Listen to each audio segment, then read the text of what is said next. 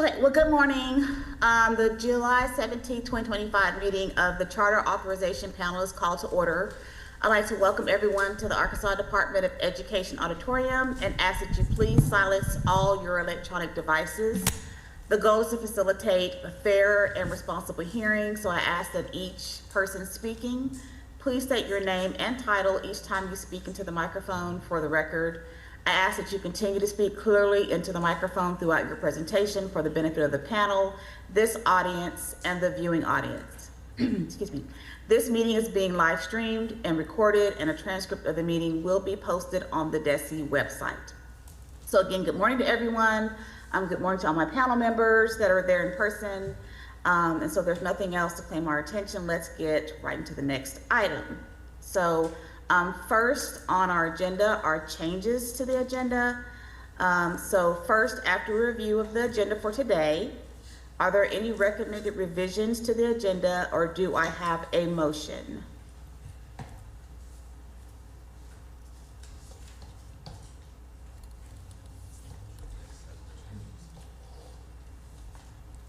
You want a motion to accept the agenda as it is if no changes? Yes, or if there are any changes, then we need to have that brought to our attention. I move we accept the agenda as presented with no changes. Second. Okay, so there's a motion by Mr. Baldwin, a second by Ms. Newton, that we accept the agenda as it's written. Is there any discussion on the motion? Okay, not seeing any. So all of those in favor, please say aye. Aye. Any opposed? Nay. Okay, ayes have it, motion passes.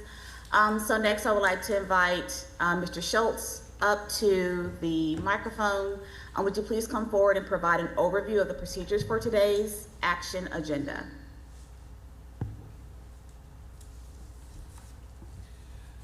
Thank you, Madam Chair. Good morning. As I think y'all generally know, we have kind of two tiers there, and I apologize if there may not, I'm not sure if there's anything on the consent agenda, but those are items that are generally reviewed in kind of a pro forma manner.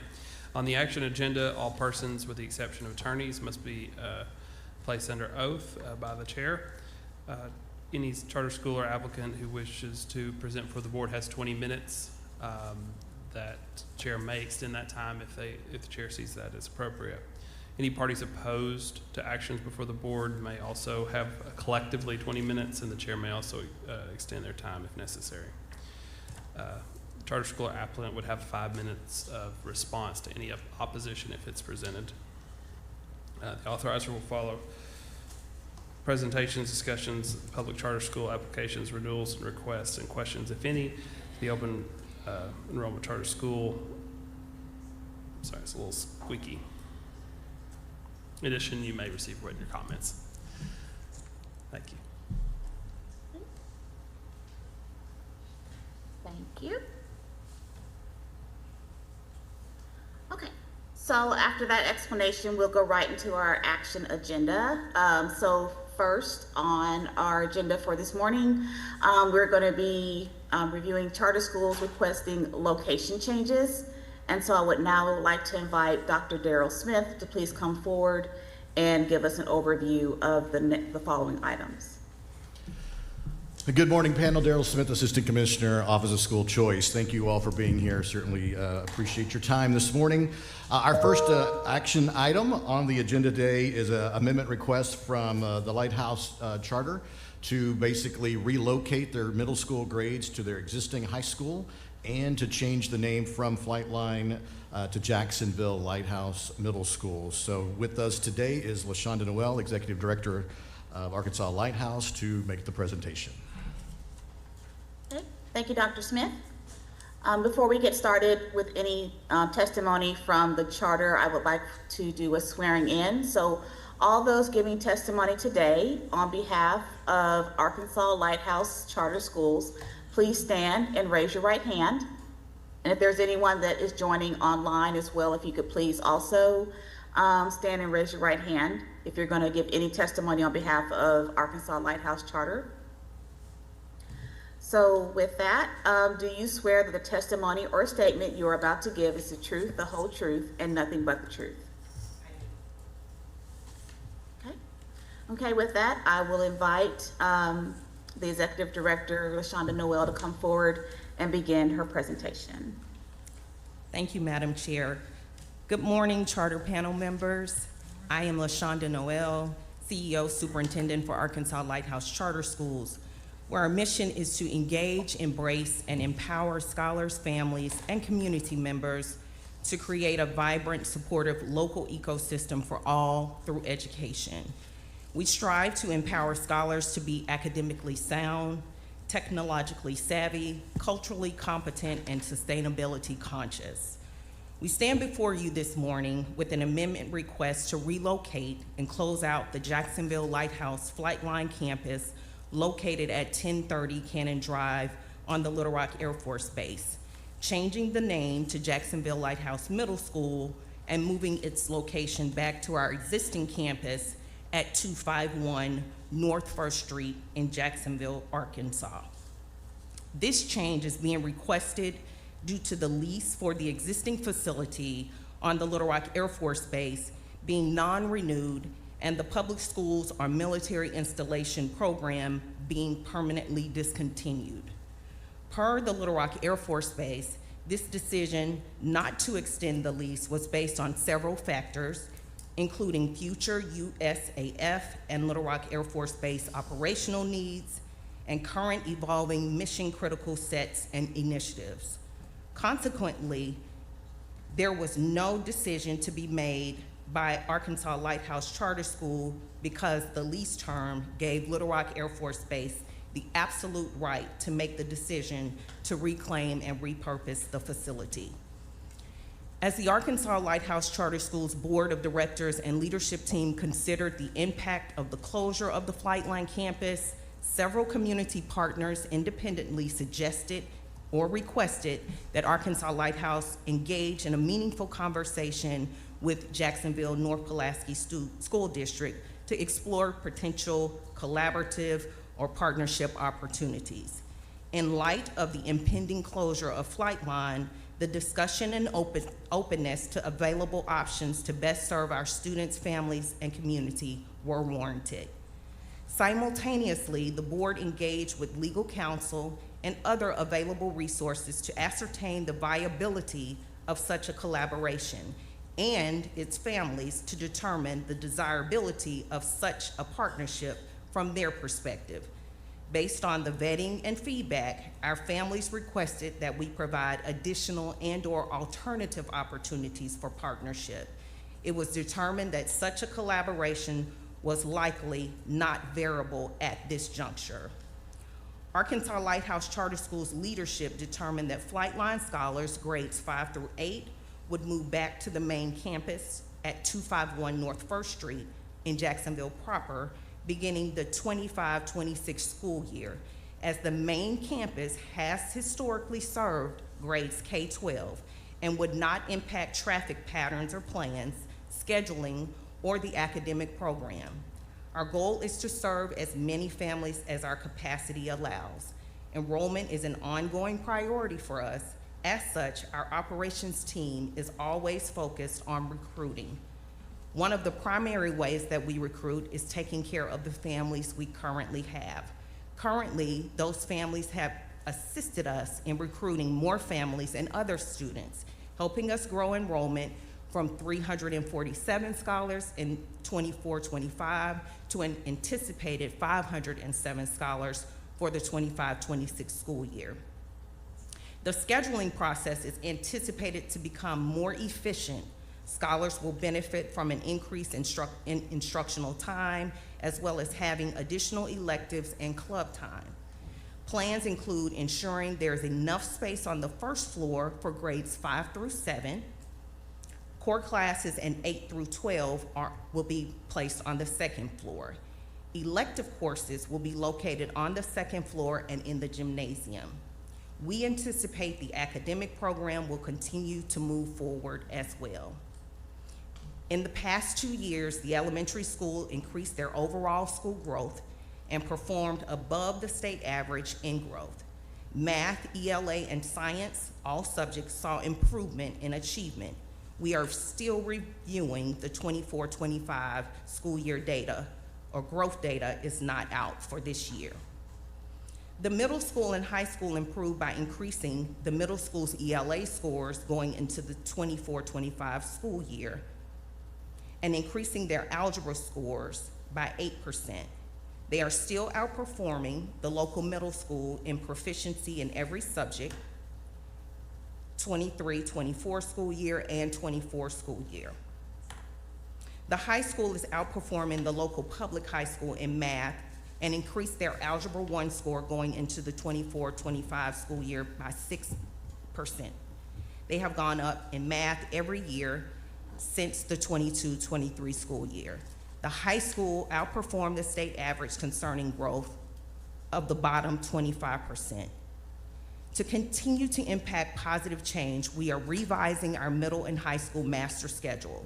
We are moving from an A-B schedule to a 7th period schedule that will include a flexible intervention period.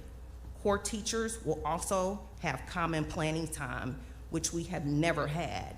PLCs will focus on data collected from the Arkansas Performance Learning Descriptors and assessments based on the Arkansas Blueprint standards.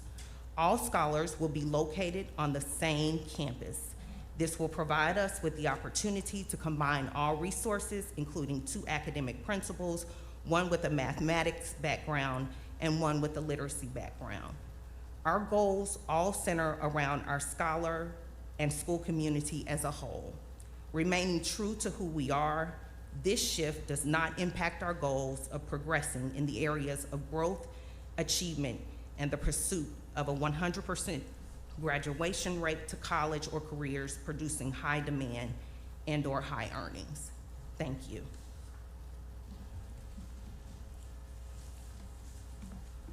All right, thank you for your presentation. Mr. Schultz from legal, can you please come forward and let us know if there's any legal concerns regarding this request?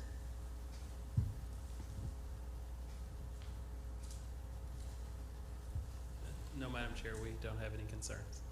All right, thank you. So at this point, I will open it up to our panel members for any questions, starting with Ms. Stewart. Do you have any questions for the charter?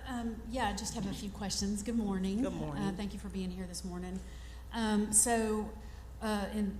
thinking about the lease and all of that kind of falling apart, when were you notified of that? So we were originally notified the early part of December and January. Okay. It was not finalized. We were just notified that it was a possibility. Okay, and so then at that point, that's when the board was engaged? Mm-hmm. Okay. Yes, ma'am. I'm sorry.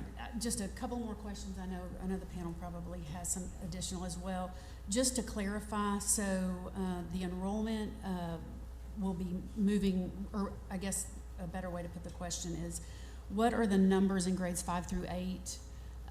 Just thinking about full capacity, I know you mentioned you've gone from 347 to an anticipated 525. What is the breakdown for those moving in to that space? So we have approximately 242 scholars moving into the space. What I want us to understand is they have always used that space. We have shuttled those scholars back and forth between the flight line and high school space. So it will not be impacted in a negative manner. Okay, so I appreciate that. So the staff, that shouldn't be an issue as well, No, moving ma'am. into that space. Finally, one last question. You mentioned 2 specialists, one for math and one for literacy. Is that correct? Does that two cover? principals. That covers both. Both campuses, Both our campuses. elementary and our middle high school campus. Okay, for Yes. a possible total of 525. 502 currently, but yes, I'll take 525. Okay. Okay. Thank you. And we are continuing to roll new students every single day. So yes, that number could be at 525. Okay. Thank you. That's all I've got. Thank Ms. you. Chairman. All right, Dr. Bacon? Yes, thank you. And I appreciate the information you shared. You answered a lot of the questions I had. Sort of pulling back, bigger picture, I'm sure you can understand when the things were printed in the paper, on the news, all sorts of it. It seemed a bit chaotic and confusing from the outside looking in. I would be curious what kind of communication, what kind of messaging has been given to your parents, your students, your staff, sort of reassure them that Lighthouse is strong, Lighthouse is here, Lighthouse is moving forward. Just kind of how does that look from an internal perspective? So internally, that's the message that we're pushing currently. We're here, we're not going anywhere. We heard your voice. And so we have communicated that information as much as possible throughout this summer break. And I think our enrollment number is a testament of the community understanding that we're here. But we have continuously communicated with our school community as a whole, our parents, our staff, as well as our scholars. Big pushes in social media, of course, and then formal letters to our staff and our parents. So obviously that's been successful from the student enrollment side because you're describing perhaps an increase for this year, and I think that's wonderful. Did you have a lot of turnover in your staff, or did that create any issues with the We did. Yeah. At the elementary school, we did have quite a bit of turnover. We do have what I feel are our anchored folks that are still present, but we did have quite a bit of turnover. Some of that was also in reference to the new law that is coming into place that says that our staff must be certified. As you know, many of ours weren't, and so they felt like this might be a great time to exit.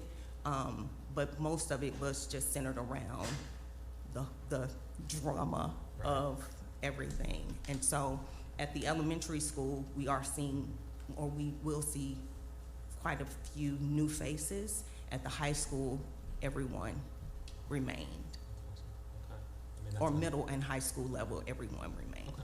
I mean, that's understandable to me. And last question for me, you hit on enrollment being up a little bit. Your goal for enrollment long-term is what? I mean, like our cap, 1,019 so you can handle 1,019 in absolutely, the downtown absolutely. main With the buildings, the facilities, that 1,019 would not be a problem. Okay. We have the elementary, the high school, and then we also have the gymnasium or activity area that has 3 additional classrooms in that space as well. Okay. Thank you. Thank you. Okay. Dr. Moore? Good morning, Good morning. and thank you for sharing this information. It is helpful and gives a lot more context. Just a couple more questions. So you have the 3 different LEAs. Do you plan to merge any of those, or are you keeping 3 separate LEAs? We were going to keep the 3 separate LEAs. We are doing that at the recommendation of, well, we're doing that, I think, just to ensure that we have separate, like elementary, middle school, high school. If it is recommended that we do something different, we will of course hear that, but I feel like keeping the 3 separate LEAs will be best for us. Okay. I just wasn't sure, since they were gonna be on the same campus and sharing the same resources.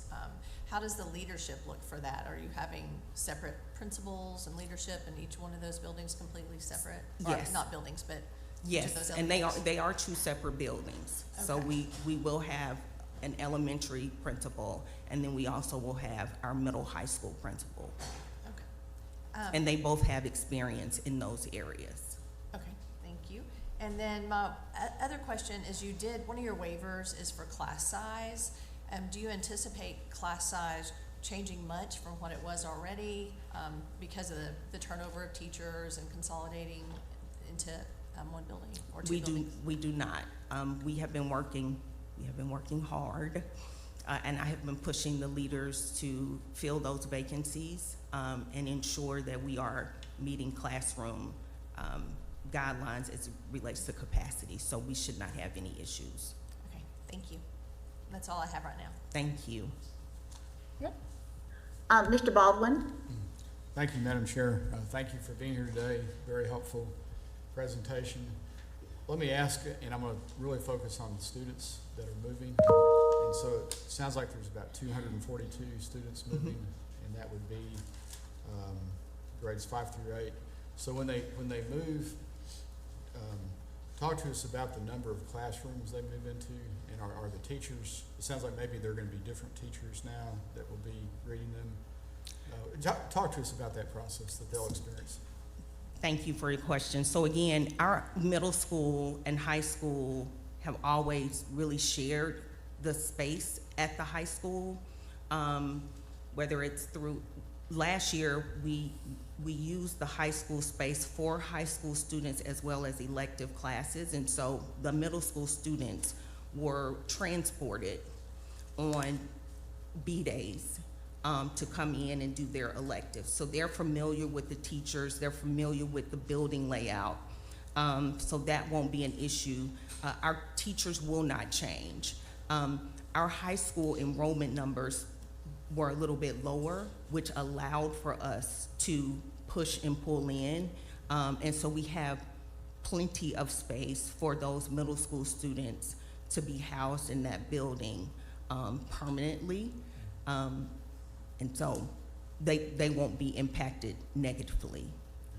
I guess I'm trying to, I've not seen your building, so I'm thinking about these kids coming. Will they be in classrooms with 30 kids per classroom or 40? I mean, what does it look like? It's not one big room, is it? For the, yeah. No, sir. So our high school building is a 2-story building.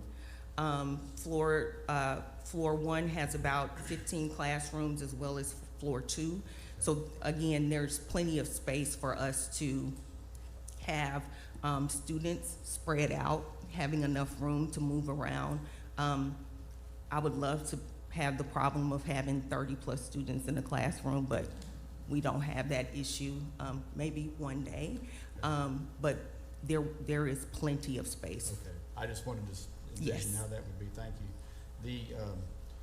You've got the support of the parents, it sounds like. I know one of the big deals when you change buildings with young kids is the transportation for mom and dad to get kids to where they need to go to. Have you worked through that process? Is there anything that is still pending with transporting kids? No, we plan to run our transportation as we did last year, minus the shuttling of students back and forth. So everything will basically remain the same. Okay. And then my final question would be, and I'm sure you guys have done this, looked at the financial impact of moving from really 2 buildings to 1 campus. And my guess is it's a positive financial impact. Talk to us a little bit about that, if you could. You know, fortunately, our lease at the base did not cost us anything. They were great partners for us, and so this move really isn't impacting or changing much. Everything is really staying the same. Again, we're just moving children permanently into the space. It has allowed us to, for those teachers who may have departed at the middle school level, and we may have had 1 or 2, we've not had to replace them because we have everyone in the same space. So it's allowing for us to free up some of those resources. Okay, thank you. Okay. Ms. Newton? I think my question may be a question of clarification, because I'm trying to remember, if I remember correctly, there was a strong inference drawn in establishing the charter based on the fact that it was on a military base. And in my mind, I think I remember that connection being an advantage for the school. Is that correct? Do I remember correctly? And if that's correct, then what now? I saw it as a military connection, not necessarily require military service, but having that atmosphere of careers and the order and all that. So if my assumption is and my memory is correct, what happens now? So the charter actually, the military piece came on after. So it came on, I want to say, in year maybe 2 or 3. So we were already really established. I think the military piece was an addition, but we're not losing that. We're still very much partners with the Little Rock Air Force Base and the military. We continue to participate in programming. They are poised to bring their counselors over still, because we do still serve military scholars. So that's not going away. I think the only piece that looks different is the fact of us not physically being on the military base. But for us, the partnership has to remain, because we still have those students in our space.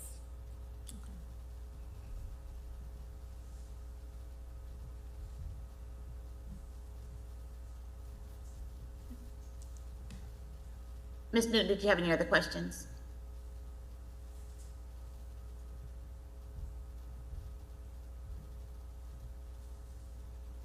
Ms. Newton? Oh, I'm sorry. No, Yeah, did you have any other questions? I don't have any other questions. Okay, thank you.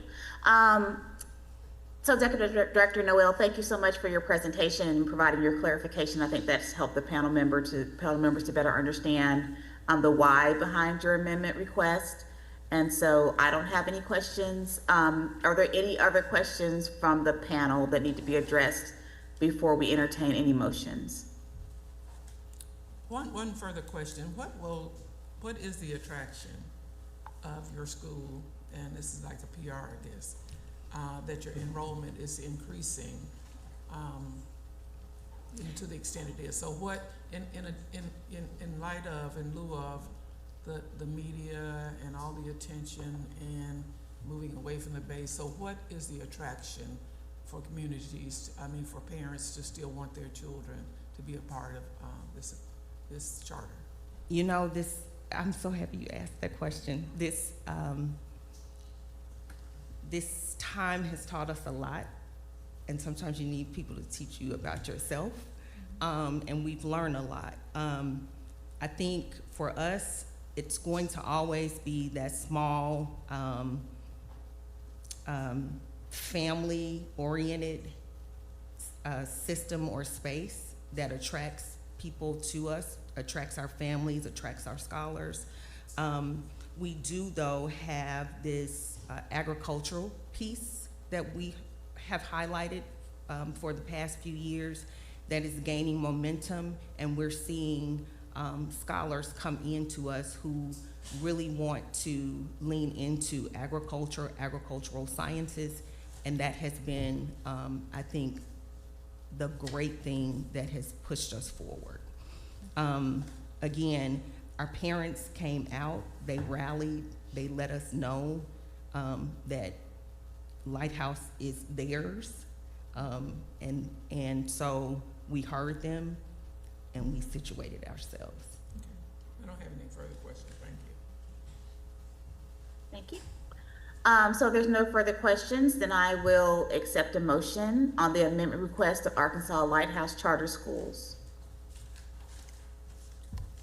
I move we accept the request to relocate the campus that has been on the Air Force Base to the, I guess you would call it the primary location for the Lighthouse Charter School. I second the motion. Okay, there's a motion by Mr. Baldwin and a second by Dr. Moore that we accept the amendment request to move locations of the Jacksonville, Arkansas Lighthouse Charter Schools from the Little Rock Air Force Base to their new location. Is there any discussion on the motion? Okay, seeing none. All those in favor indicate by saying aye. Aye. Any opposed? Okay, motion passes. Okay, if we could please go to our voting sheets and indicate our votes. Thank you. Thank you.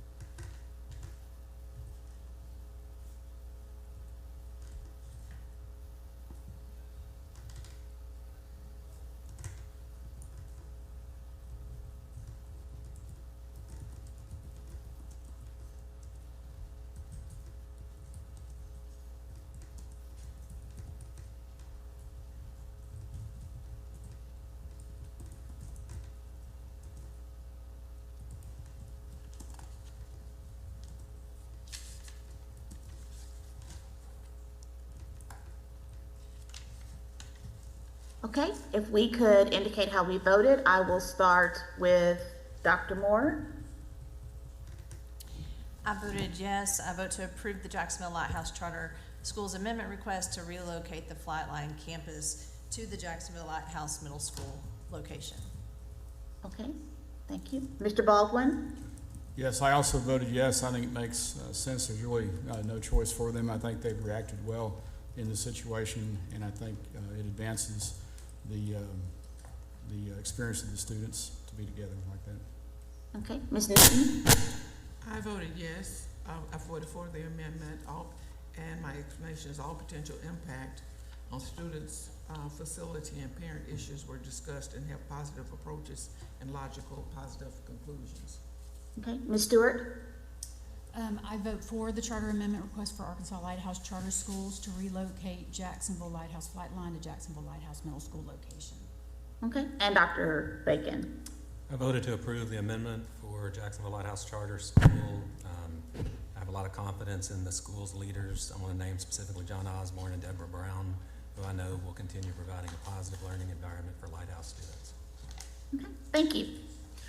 Okay, next on our agenda, charter amendment request for East End Public Charter Schools. Dr. Darrell Smith, please come forward, and can you please provide us an overview of the amendment request?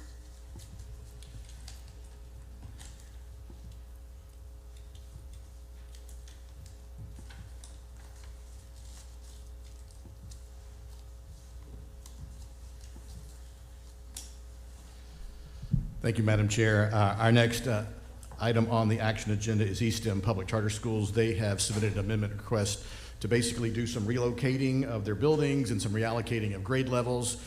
In attendance today is Nicholas Patterson, Superintendent of East STEM, to do the presentation. Thank you. So with that, we are ready to hear the amendment request presentation. Before we begin, all those giving testimony today on behalf of East STEM Charter Schools, please stand and raise your right hand, and that does include anyone who is joining via Zoom. Okay. Do you swear that the testimony or statement you are about to give is the truth, the whole truth, and nothing but the truth? I do. Okay. With that, thank you. You may begin your presentation. Thank you all. My name is Nick Patterson. I'm the CEO of eSTEM. And on behalf of the eSTEM faculty and staff, I thank you all for giving us the opportunity to discuss the future of our schools. This panel has been instrumental in providing innovative opportunities for charter schools to continue, adapt, learn, and provide quality education to students. So I appreciate that. I began as the CEO of eSTEM in July 2024, and at that time, it was clear that our enrollment and our facilities footprint were out of balance. Throughout the summer of my first year and the first few months of school, we made a concerted effort to recruit new students. However, unfortunately, we did not achieve the intended results of needing almost 800 students to get those two things back into balance. Throughout the second half of the year, instead of spending more money on marketing and recruitment, our team began to explore ways to utilize our existing facilities more efficiently, thereby providing more resources directly to the education of our students. The plan that we have put before you is the result of our staff, some of the consultants that we've worked at or that we've worked with to achieve our goal to adjust our operations to ensure that we invest our resources in our students. With this new campus structure, eSTEM Public Charter Schools will create a sustainable and efficient district that will provide a consistent academic program at the elementary, junior high, and high school levels. We are proud of the proposed plan, which is fiscally sound and rooted in our mission to make our students college ready, career ready, and world ready. I know there are a handful of questions about our restructure, so I have those kind of grouped into themes, and I just kind of like to walk through those a little bit for the remainder of my time. So the first series of questions that I saw were around the decision-making and the planning process. And so these changes in this whole restructure came about from three different things. The first was our current building occupancy rates. So when I started, I looked at all of the occupancy of our 5 buildings, and they ranged from 38% full to 83% full. So we had no building over 85% capacity at the time. We had over 800 available seats in our buildings, including 700 available seats in our 4 buildings located in downtown Little Rock, 2 on 3rd Street and 2 in East Village. We also worked with Mariposa Consulting, which is a consulting group that helped us to try and recruit students. That was that concerted effort I talked about at the beginning. And we made a very good faith effort to recruit a lot more students. We committed tens of thousands of dollars to advertising, to mailers, to open houses, to everything we could to try and get more bodies into the school to maintain at 5 buildings. We just did not achieve those intended results. We did not see that type of demand coming back from our recruitment efforts at that point. We also worked with Afton Consulting, which was a financial consultant, to review our financial model given the declining enrollment and the fixed facilities cost. To be frank, we weren't operating at a sustainable level with a very high fixed facilities cost and declining enrollment and therefore declining revenue. So to solve these issues, we worked with Afton to create a new financial model built around our 24-25 third quarter ADM, which was 2,381 students. We separated all of our revenue into 2 buckets, our recurring revenue and our non-recurring revenue, and we built a model that allocated 65% of recurring revenue to personnel, 23% of recurring revenue to non-personnel, non-facilities, and 12% of recurring revenue to facilities. And we wanted to make sure that we could stay within those guardrails so that we could be sustainable for next year and every year going forward. We took all non-recurring revenue and created a special pot that we used to fund supplemental activities or one-time special projects.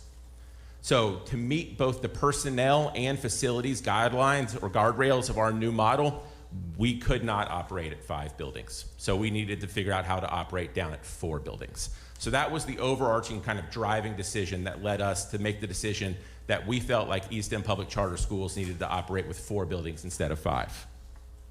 Once we had made that decision, we had to determine which buildings made the most sense.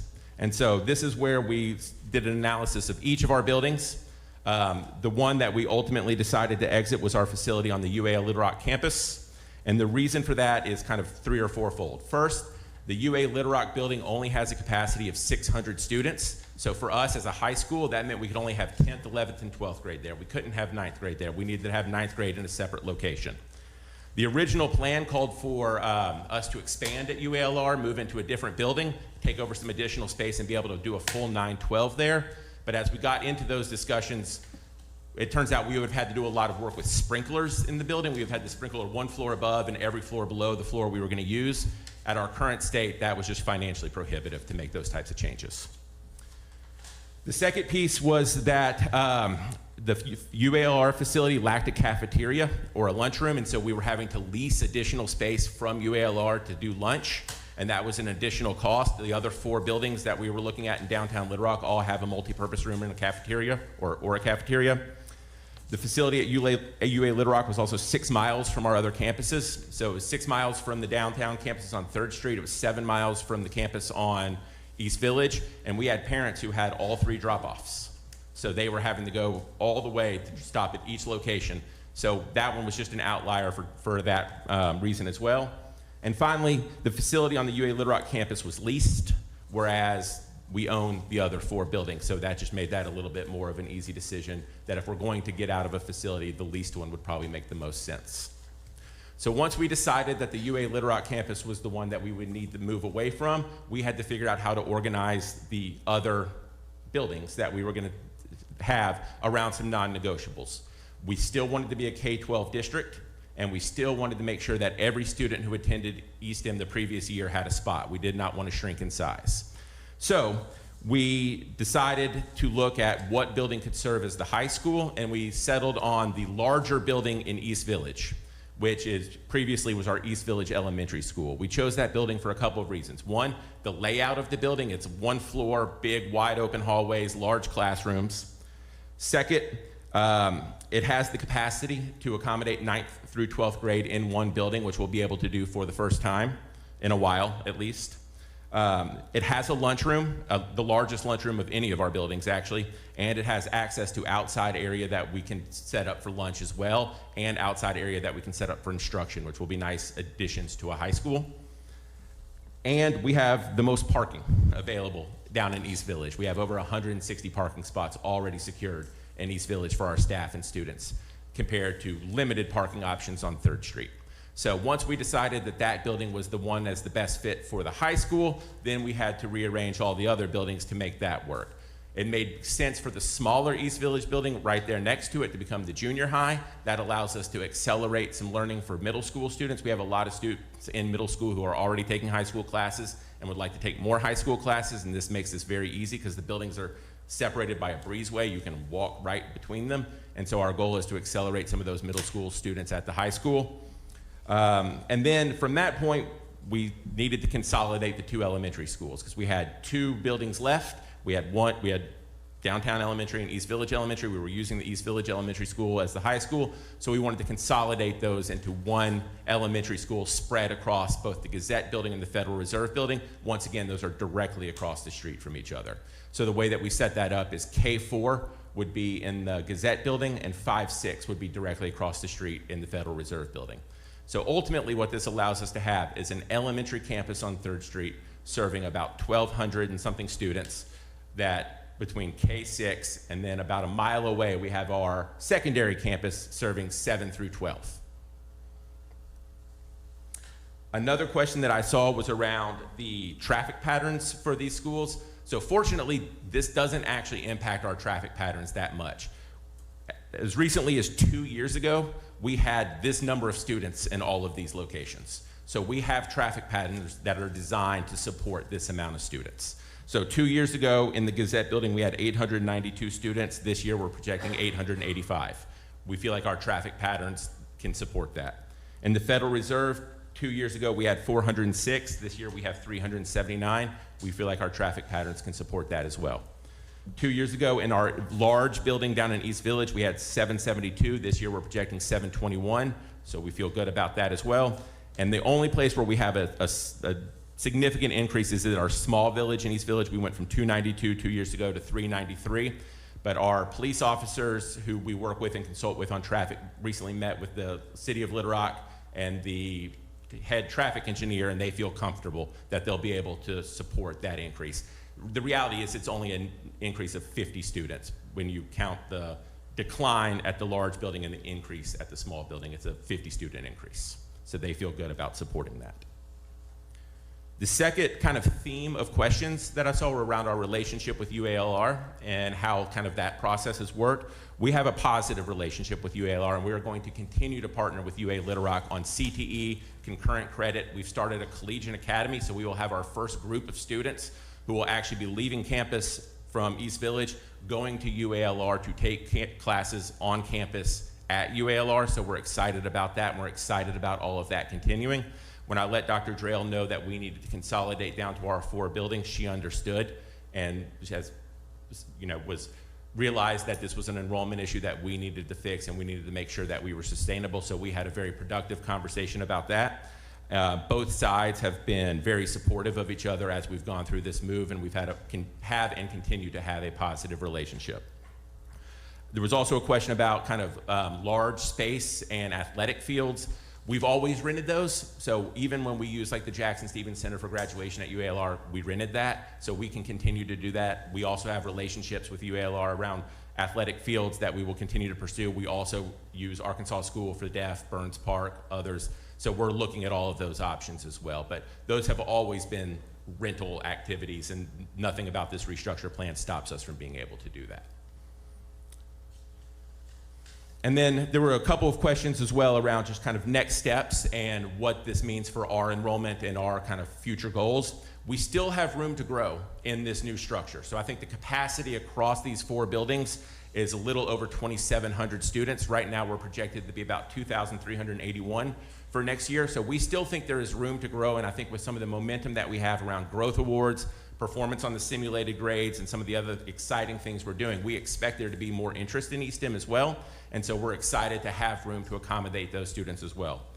Our goals have not changed. We still want to ensure that every student is college ready, world ready, and career ready, and that's what we're going to focus on and build our programs for. We're just going to be able to do that in a much more sustainable way now, where we actually have more resources to invest in the education of our students.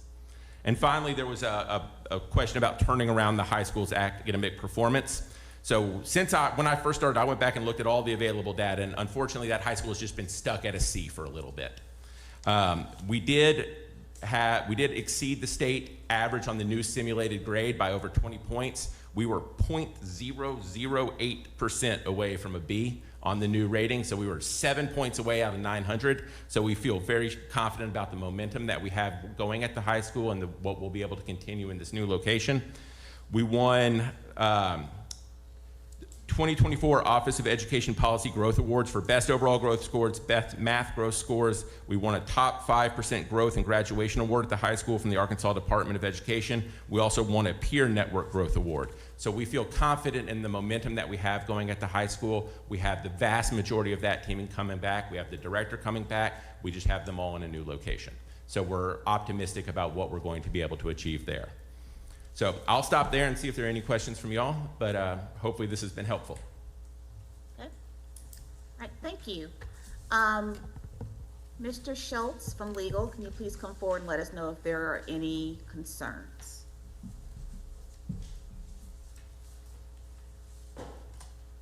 Thank you, Madam Chair. No, changes of these nature don't implicate legal concerns generally, so no concerns. All right, thank you. Okay, panel members, Dr. Bacon, do you have any questions? Yes. First, I want to thank you for the details and the time you all spent obviously responding to some of the questions. I think that was really, really helpful. And also just commend you and your team for making the hard calls and doing the tough work when it's time to make a change and be proactive, not waiting for events to control that for you. So I really want to say I appreciate you guys for taking on that task and presenting a plan. I think I just kind of want to go through the three, since you'll have three schools, and talk a little bit about each. But first, so the downtown junior high now will be, or it actually is already a combined junior high, right? You had 7th and 8th grade combined already. Yes. That was a change that was made. So really they're just changing location. Correct.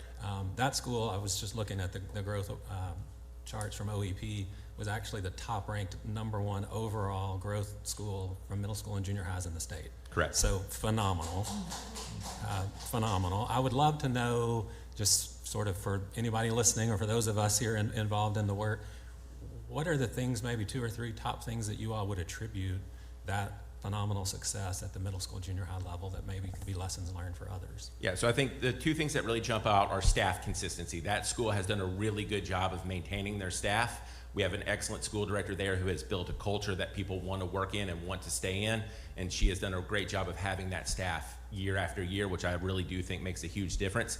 Secondly, they've just really dove into the numbers. So they really started looking at the individual student level for all the data. So looking at their scale scores, their expected growth scores, and really putting plans in place specific to the student, not the class, not the grade, but the student to make a difference. So really making sure that each student is trying to get the instruction that they need and developing a plan for those students. We've incorporated some new tools like iReady, which gives us a lot more data, a lot more ability to drill down to the student level. And that principal and our academics team, Dr. Page over here, has really dove into that and made sure that that is the common practice now. And we're starting to see, I think the junior high was an early adopter, but with their success, everybody else is starting to see that work as well.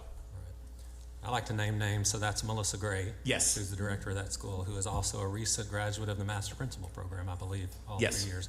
Yeah, phenomenal leader. Moving to the elementary school, and so I know that both elementary schools had sort of been stuck at like a C level for a few years, some academic needs. I believe the downtown elementary has been on the upswing and improving. Am I right? What was their simulated grade? A B, simulated. Okay, so yeah, moving up to a B, yes. seeing positives.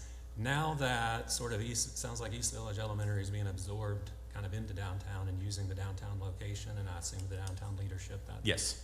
was there. What changes, or what is happening to feel confident that those students will be absorbed and that things will continue on that positive track academically. Yeah, so the leadership from Downtown Elementary is still in charge. A lot of the teachers have moved over from East Village to Downtown Elementary, so there will be some consistency there.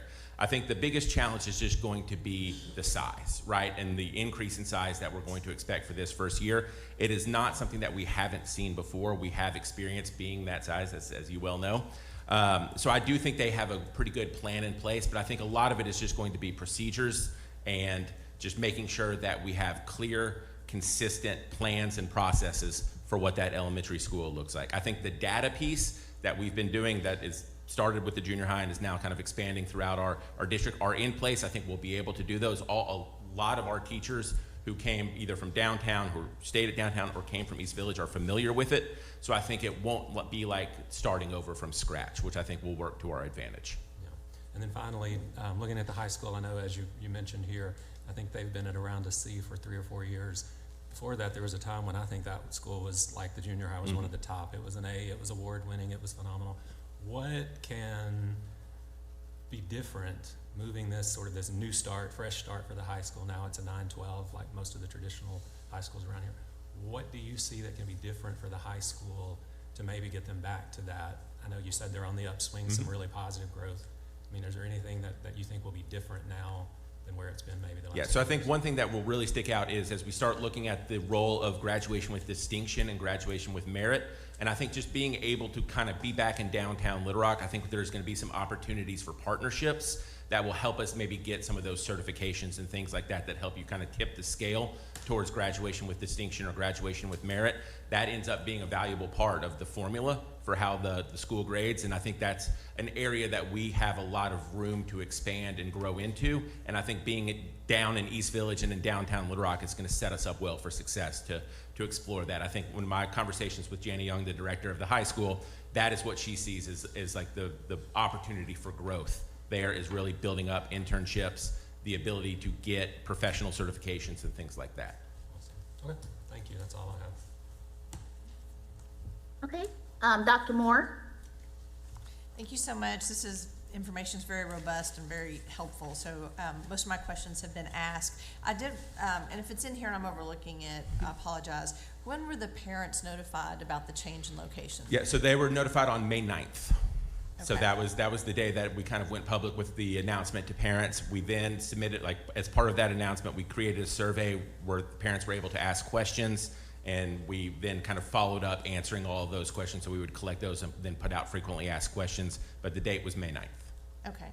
And then have you heard anything in those surveys that you had and the focus groups and different information about the impact maybe on some students that lived close to Euler or their parents work close to Euler, that they may not be able to continue with EastM because of the change? So we actually have not seen a lot of withdrawals at the high school level, no more than what you would typically expect in the year. But in those, when we kind of do a withdrawal survey and we ask information about that, they have not indicated that it's because of this move. Now, that doesn't mean that that's just not what they said, but that's not what the indication that we're getting at this point, is that it's because of this.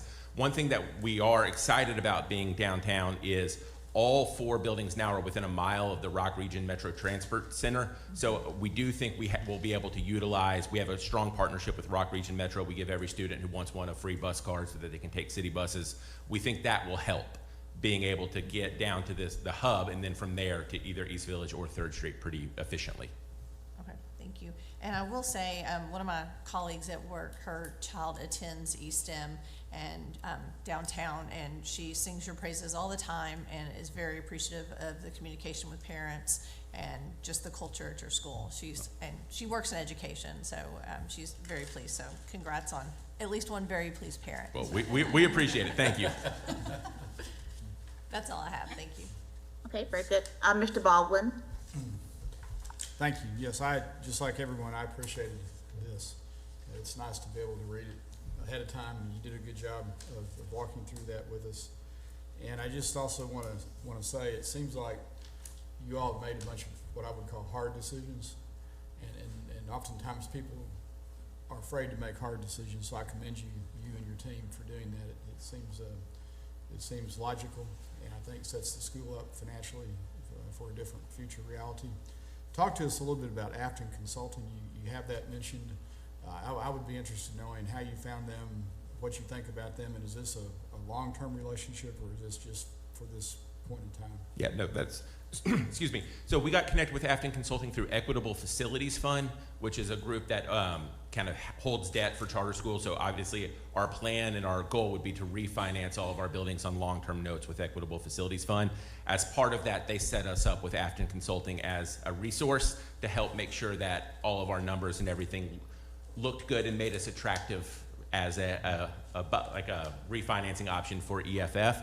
We've been incredibly pleased with them. We are continuing with them, yes. So I just signed an agreement to continue with them for next year. We find them incredibly helpful, and they are just a great thought partner, and then they just have a whole bunch of national expertise. So like, for example, the guardrails around 65%, 23, 12%, they were able to pull those from just national norms of how they have seen successful charter schools operate. And they were able to say, if you can get close to this, we know you're gonna be okay. And so I think it was just that type of insight was incredibly helpful. Okay. I'm glad you're gonna have an ongoing relationship. I think that's good. Me too. We had received some budget projection information, just some narrative, and I just wanted to ask about those. So it says here that you have a new staffing structure, which saves about 1.1 million. And then reduced facilities costs will save 1.1 million. And then the non-renewal of the CMO lease is 220,000. So get behind the numbers and tell us a little bit about that. And does that mean that you'll end up having, I guess I'm wondering what your bottom line is projected to be? Absolutely. So the staffing restructure, those are always difficult. But yeah, so we decreased from about 279 to 257 staff or something along those lines. So, it was a decline of 20 plus staff. A lot of that we were able to absorb just through attrition, which was nice and better than the alternative. Some of it was through typical non-renewals, and then some of it was through a reduction in force that we had to do. But we do anticipate those savings associated with that. The facilities cost of $1 million, so some of that is just additional fees that we had to pay to UALR for things like leasing the lunchroom, athletic fields, some of that we're parking that we're just not going to need to do anymore. So we'll be able to anticipate those savings. And then the CMO lease, so I should have mentioned earlier, the one building that is gonna still be under 85% utilized, that's where the CMO is going. So we're gonna get rid of our separate office, and we're all gonna move in, or the vast majority of us are gonna move into that building to make it a little bit more efficient as well. So that's a nice savings as well. So ultimately, for our budget for next year, what was on our approved budget, we are coming in about $528,000 in the black, which is the number that we actually need to hit in order to have 60 days cash on hand. Okay, that's great. And the timing for this all happens in August? Yes, sir. All right. Actually, July 30 for us. Okay, thank you. Okay. Ms. Newton. Something I heard consistently from the panel is logical, and a word oftentimes is overused. I think it's pivoting, and I think I want to use it today just to say that you've done an excellent job in responding to situations and making adjustments. And certainly you haven't been without issues, I'm sure, throughout the granting of the charter, but it's refreshing to see, to hear this information and hear the response and reaction to it. So I just wanted to say I appreciate the foresight and making the adjustments that's needed before the black becomes the red. Yeah. So thank you for that. Well, thank you. Again, thank you, Superintendent Patterson, for your presentation and clarifying the questions that were presented to you. I don't have any questions at this time. So if there are no further questions from any panel members, then I will accept a motion on each of the amendment requests from Eastham Public Charter Schools. That was going to be my question. Is it 3 separate amendment requests? We need 3 separate motions, or is it 1? It's 1. I think we can put it all in 1. Because it'll be 1, it's 1 on the voting sheets, so. Okay. Well, Before I make that motion, I'm name checking today. We left off Melissa Bravo, your phenomenal elementary school director. Don't want to leave her out. So I would make a motion to approve the amendment request for Easton Public Charter School. I second. Okay. I have a motion by Dr. Bacon and a second by, is it Ms. Stewart? Was it, Edie, was that you or was Yes. Tina? Okay, Edie sorry. Stewart, yep. Okay, a motion by Dr. Bacon, a second by Ms. Stewart, that we accept the amendment request submitted by Easton Public Charter Schools to split their elementary schools to 2 locations and relocate the Easton Junior High School and relocate the Easton High School. Are there any discussion? Is there any discussion on the motion? Before we vote, I do just want to clarify what Dr. Bacon asked, because we have separate amendment request forms. So just to clarify that we do only need to vote once, and that will cover all of them. Because in the past, we had to do it separately when we had separate forms. I'm looking at the voting sheet, and as it's written, because we do have several items on the agenda today that will require separate votes, and this is not one of them. So everything is listed in this one. So I'm believing from the guidance from the charter office that this is a one motion, one vote. Okay, good deal. Okay?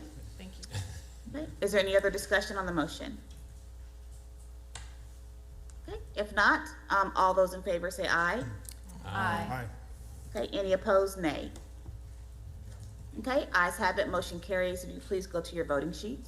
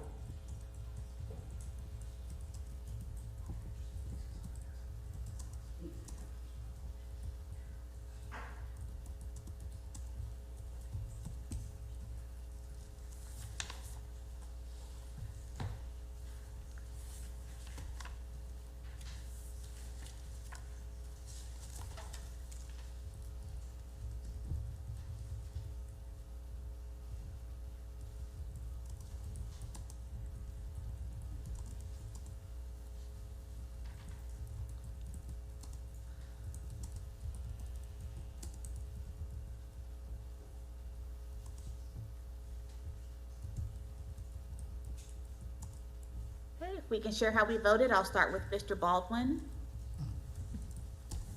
Yes, thank you. I vote to approve the several building and relocation requests of students as described in the application.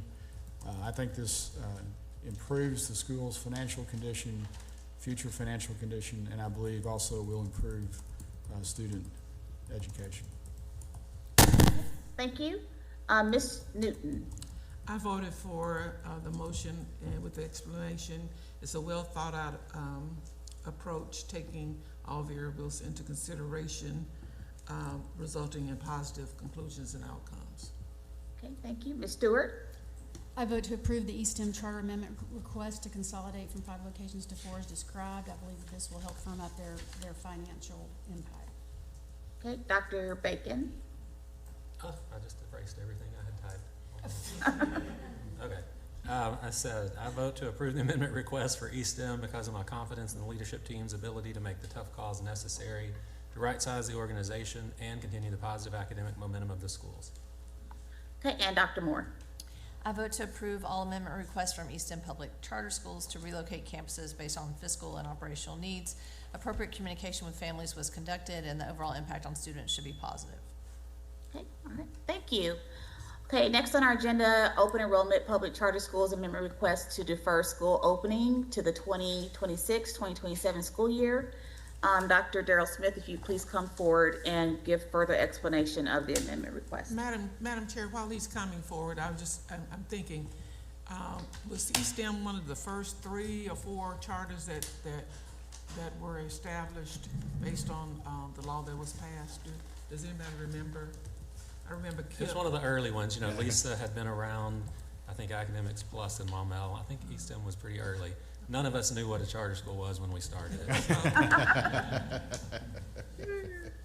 But you did it well. You did it well. Yes. Next on our action agenda is a request to extend the start date. Originally, when Iota Community Schools came before this panel, they requested a start date of August of 2025. And they are here today to request an extension to August of 2026. And so Jaquel Rogers is here to present her rationale for the extension request. Okay, thank you for that explanation. Before we get started, all those giving testimony today on behalf of Iota Community Schools, please stand and raise your right hand. That does include any joining us via Zoom.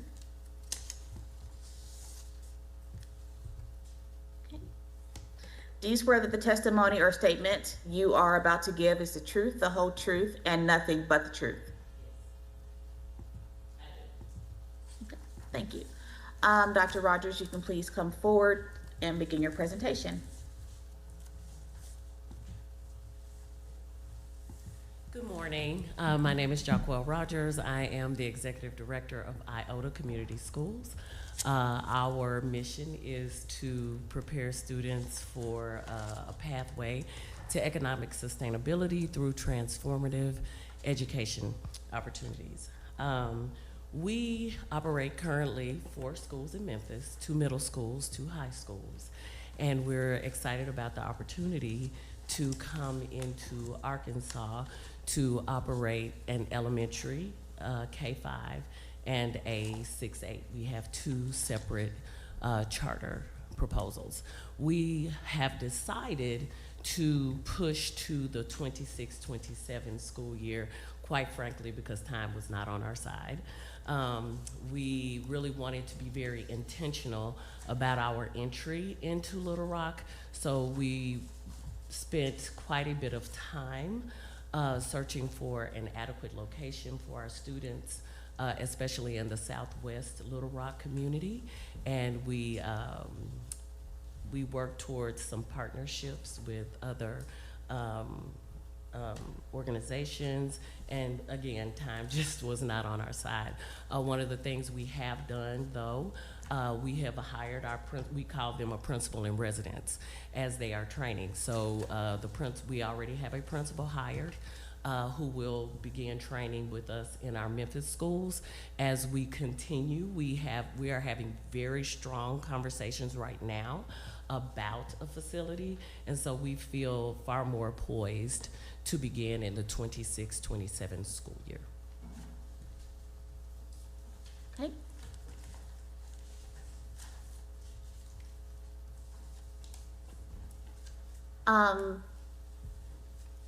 Mr. Schultz from ABE Legal, can you please come forward and let us know if there's any legal concerns regarding the amendment request?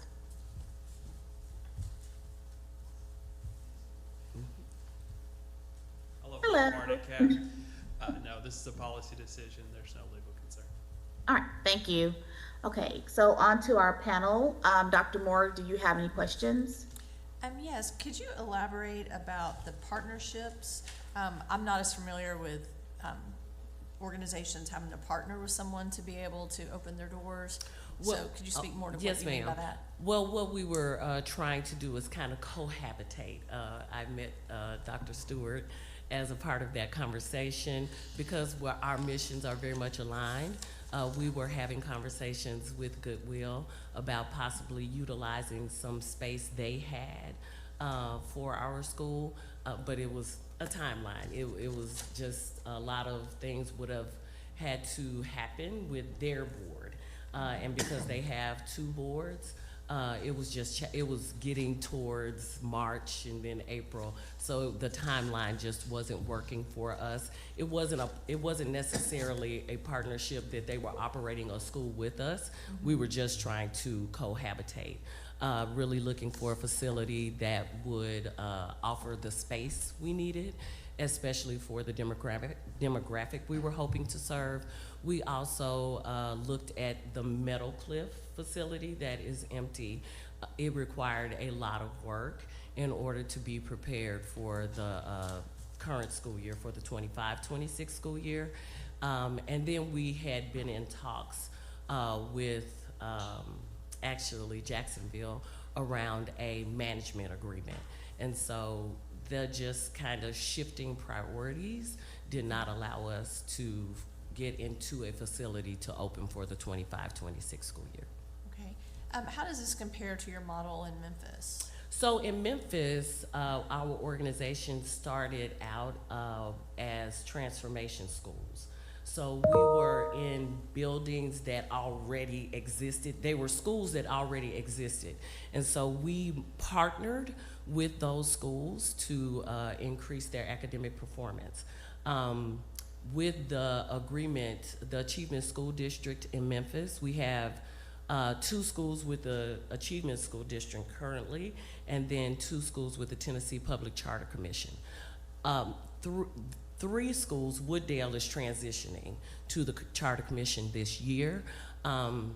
They all came with buildings. So they were already established schools. We came in as the partner for transformation. Bluff City is a school that we transformed a church into a school. So it is the one property that we actually had to establish, very much like what we're seeking to do here in Arkansas. Okay. So just to elaborate a little on what you mentioned, because you have that you're currently in talks with another organization, and you said shifting priorities or what you were focusing on. So what is the primary goal? Do you think that you'll partner with another organization just for cohabitation or more of the actual school partnership itself? So when I said shifting priorities, we have been having conversations with Ms. Noel at Jacksonville around the possibility of a management agreement with them and IOTA transitioning to that management agreement. That was one option that we had. And then currently, we recently went to, met with eSTEM and the campus at Euler. And so we're also looking at possibility moving into that space. So it's a conversation we're having. Okay. That's the only questions I have at this time. Thank you. Could I ask a question, Yes, kind ma'am. of segue from that, Madam Chair? Yes, you're recognized. And I can't remember, but how does this change, or the various considerations for moving, does it change the demographics of the students that you were, I heard you mention Southwest and Yes, then ma'am. Jacksonville and maybe here or there? Yes, ma'am. How does that change? And I guess it's a procedural question with this panel, the charter office. How does that jive in the sense of you came likely, I can't remember, we Yes, want to do this with this group of students who have issues around or can be, Yes, their education can be approved. So now, and the other part of that question too is that does the department evaluate now the move as it relates to time? Does that make sense? So here we are 1 year going into another year. Yes, And how does the department regulate the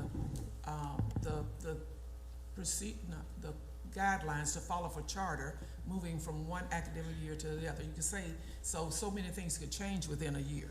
So those are a couple of things that, so how does it change their application for this is who we want to serve and this is how we'll reach out to them and that? Because I see, like I say, over here, over there, maybe over there, but we're really not sure. Because you look at the Goodwill and the partnership there, that's a totally different population, possibly, than you would see in Jacksonville. So I'm just a little bit, I don't guess I'm confused, I'm just concerned. Well, let me about tag- how- Let me Help tag me, into Toyce's help me, question, help because I think it's a great question. I guess what I'm thinking as you were talking is, at what point in time should they come back for a reapproval? Because it seems like if they change materially what they intended to do, there should be a reapproval process and not just a. Yes, sir. Yeah, so- Let me address that real quick. All right. Yeah, that's- Was that Mr. Baldwin asking the question? Sorry. Yes, ma'am. Okay. Daryl Smith, Department of Education. So to answer your question, so at this point, what we're doing is basically their amendment request is just to extend the start date, right, so till next year. As things settle in, and they kind of decide what direction they're going to go, whether it's going to be a management issue, maybe in Jacksonville, or if it is going to be the Southwest, the original request, or if it's something else. When they decide, then yes, they will come back before this panel and make their presentation regarding whatever it is, if it's different from what the original contract was created for. So if we do make a material change to the contract to different student population, they'll Right. basically kind of reapply. Well, yeah, and that's what I was wondering, because I was Right. trying to draw the parallel between the population, your school, and your mission and your success in West Memphis to this population, looking at how they would correlate. maybe. Jacksonville is a very different population. Well, that's my whole, and it's a different, so many things could happen that would make it different. Yes, ma'am. You know, the recruitment or the you know, so many things could, you know, when you initially went into your process, I'm sure you had community meetings. Yes, So ma'am. these parents and communities say, we want this, and somebody else may say that's not important to us at all. We're going in a different direction. So I could see us potentially looking at a totally different application. Yes, ma'am. And just I think for a little context, given the conversations with Lighthouse, I think came about given their situation they were having at the school, and so we kind of met with them as thought partners initially, just to see how we could support with academic supports and things of that nature. And so they are continuing to operate. But it seemed like it would be vice versa. Yes, ma'am. Yeah, Yes, ma'am. because they're already who they are and Yes, doing ma'am. what they do, yeah. But Yes, ma'am. that's my concern, Mhm. because I remember the presentation, I remember Yes, ma'am. the demographics Wraparound of, services, yeah, and all that, absolutely. so. And we would be able to continue that model in the Euler space, because we're not seeking to do high school there. We would be seeking to do a K-8 in the space, and it would be to serve the community students in surrounding. But you do yes, agree ma'am. that model doesn't fit every school and every community Oh, and every absolutely, yes, district? ma'am. Okay, Absolutely. that was my point. Yes, ma'am, yes, ma'am. But strong tier 1 academics is our intention for all students. And so Okay. that was the conversation with Lighthouse, just supporting their academic needs. They wanted to look into how to begin interventions for their students, which is something that we do quite well and do a lot. Okay, thank you. Yes, ma'am. And just to assist me, because I'm chairing via Zoom, as a reminder, when you, Dr. Rogers, whenever you speak, if you just want to reintroduce yourself again before you speak. Yes, ma'am. And then panel members, if you would kindly assist me with letting me know when you want to speak so I can kind of keep track of who's talking. Okay, so Ms. Newton, do you have any other questions? No, I'm sorry, I don't have any more. Okay, Mr. Baldwin. Thank you, Madam Chair. Really just one question. Yes, sir. And as you were talking, I was thinking about the decision process that you're going through to select sites or site a site. And if you could explain to us who all is involved in that, from maybe from your team, and if you have any professional consultants here, real estate consultants, or folks that are involved in helping you with that selection process, and then ultimately who makes the go no go decision, and kind of the timing you expect to make that for next year. Yes, sir. Jacquel Rogers speaking.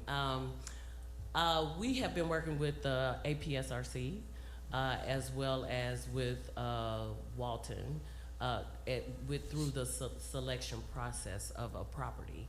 And so I am the ultimate decision maker along with my CFO, Daniel Peñaranda. And so he and I work very closely together. We manage all of the meetings, and so I have the ultimate decision, but I definitely listen to the person who holds the purse strings. Yes, sir. Thank you. Mm-hmm. Okay, Ms. Stewart? Yes, so good morning. Thank you for being here. Just a quick question following up on some of the other questions. Mm-hmm. So when you're talking about, you know, who you're working with currently, Yes, could ma'am. you describe maybe how far along you are in that, just from the perspective of today to, you know, Yes. at this point next year? So, again, Jacquel Rogers speaking. So we are still having conversations with the Lighthouse, and we just began the conversation this week regarding the East End property. Of course, they exited. They were actually moving out as we were coming in, and so Nick and I have worked together when he was in Memphis. So we are familiar with each other. So we began the conversation around that particular property Tuesday. We were here Tuesday to have that conversation. Okay, thank you. Yes, And ma'am. just kind of piggybacking off what Ms. Newton was referencing, thinking about moving forward, Yes. what would it look like from a recruitment standpoint? Just out of curiosity, from you know, if locations are changing, Mhm. is there a shift that you're making, connecting with those communities?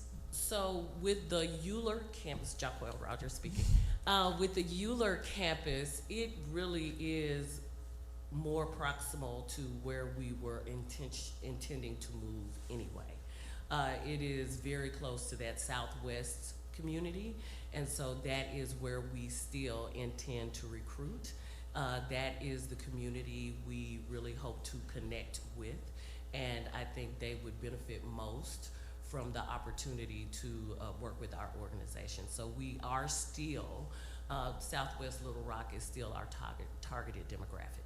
Okay, that's all I have. Thank you. Yes, ma'am. Okay, and Dr. Bacon. Just a couple of things. So on the amendment request, I note that we were going to do K-5 for 25-26. Now we're saying in 26-27, K-5 and 6-8. So talk a little bit about that shift. Yes, sir. So what we have, when we look at a financial model, we want to do slow growth for elementary, because one of the things we know is when you are able to really begin with those students in kindergarten, you shift their trajectory, especially with those foundational skills. And we're hoping to do kindergarten and possibly pre-K if the funding is available. But with a middle school, unless we are going to grow slowly and then work with our own middle school students, the opportunity would just take a lot longer. With a middle school, you really have a much greater financial opportunity with middle school, because you can start a full middle school with students that we've experienced. Working with middle school students that we have not impacted initially through the elementary grades, but we know how to provide those interventions. Most of our middle school students who come to us currently, 60 to 70% of them come to us 2 or more grade levels behind.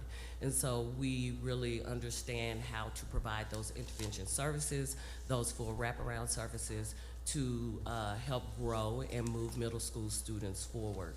So we're confident, because it is the area where we are most familiar, is middle school, and so we're confident about the opportunity to start a full middle school but a slow growth elementary school. And so just sort of in case someone's listening or someone could be helpful, Yes, sir. what are you looking for? You're looking for one facility that can manage K through 8? You're looking Yes, sir. for 2 things nearby? Okay. Preferably one building that would Okay. house both schools. And so what's the ultimate enrollment for the K-8?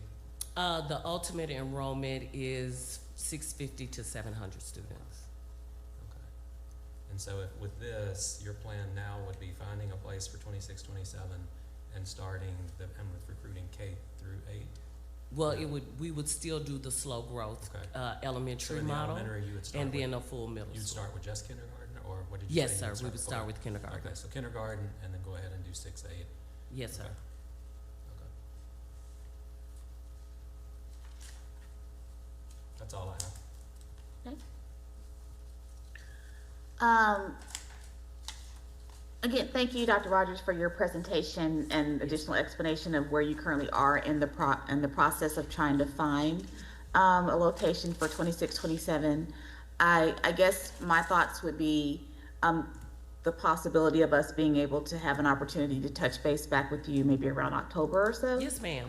Absolutely. As a panel to be able to kind of get a progress report on where you are thus far. Yes, ma'am. And so we can kind of see how things are progressing and then have some additional conversations at that time. So, and that's kind of to panel members, what are our thoughts on that?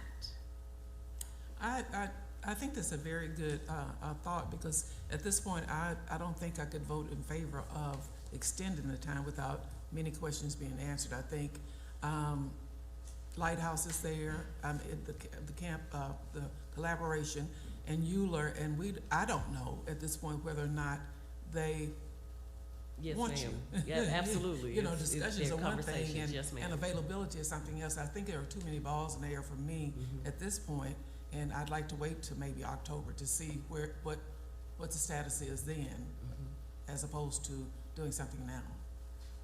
Understood. Yes, ma'am.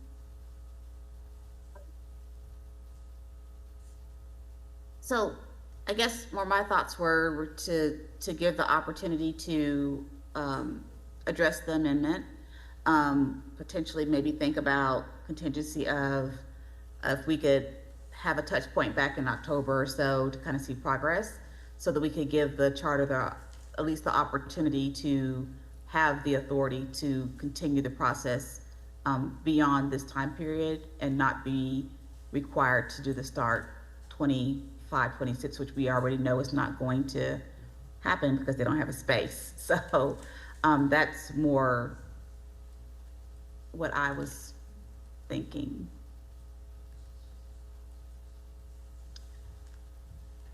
Then what action do we say, we take today, Madam Chair, just to say, I understand we're getting some help maybe. So what is the conclusion today, or what do we advise the IOTA to how to proceed?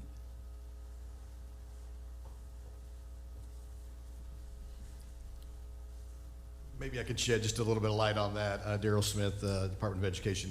I think at this point, the request that's before you is just to allow them to take their existing contract that we approved a year ago and allow them to extend it now, the start date, contingent upon a meeting, reappearing before this board in October with an update. Obviously, at that point, if you feel like we need to go through a reapproval process, depending on where they're at in the process, or maybe at that point even say, you know what, just not really sure this is the best thing right now, we just need to stop and start over, you certainly have that right. But at this point, I think the request is just to give them the opportunity to continue moving forward with the existing plan until they can finalize what's going on. Otherwise, a no vote or at this point would basically nullify the existing contract, and then they really would have to come back and start the whole process over again. So what we're asking for is just the request is to just say, let's vote on extending it, have them come back in October with an update on where they're at in the process. If at that point there is a material change to the original contract because of either the population they're serving, the location they're serving, then at that point they would address that with this panel with a different type of presentation, and at that point probably a different contract. I think that was more so my question to the charter, is would they be willing to do that? So if we said today that we would allow you to go forward, would you be willing to come back in October and give us a status update? That was my question to the charter. And I appreciate Dr. Smith's additional clarification on what that would look like as well, but that was my question. Madam Chair, I feel good about that because I do have a lot of concerns. I have concerns of why even, and what Dr. Bacon asked about, you changed the grade served, but like, why was that not the original plan if you knew your sweet spot was already middle school? Why did, so I still have a lot of questions. Yes, ma'am. But obviously at this point, in this juncture, you're not gonna start a school in August. Yes. So, we need to move forward with that. But I do agree with you, Dr. Robert Murray, that October would be a great time to come back and get an update to see the status, and we can ask more questions then based upon what progress has been made. Yes, So with that, there's no further questions on the amendment, and I don't have any other questions for the charter in regards to that. Then I will accept a motion on the amendment request of Iota Community Schools. I move that we approve the charter amendment request for Iota Community Schools to extend their school opening to the 26-27 school year, contingent upon them returning in October to provide status updates of their progress. I second. This is Edie Stewart. Okay. So there's a motion by Dr. Moore, a second by Ms. Stewart, that we approve the amendment request for Iota Charter to extend their start date to 26-27 school year, contingent upon revisiting with the charter panel in October and providing a status update on the progress of finding a location and in regards to their charter moving forward with their new school year. Any discussion on the motion? Madam Chair, this is Phil Baldwin. Just one clarifying comment and maybe question on the motion. So, Okay. A status update.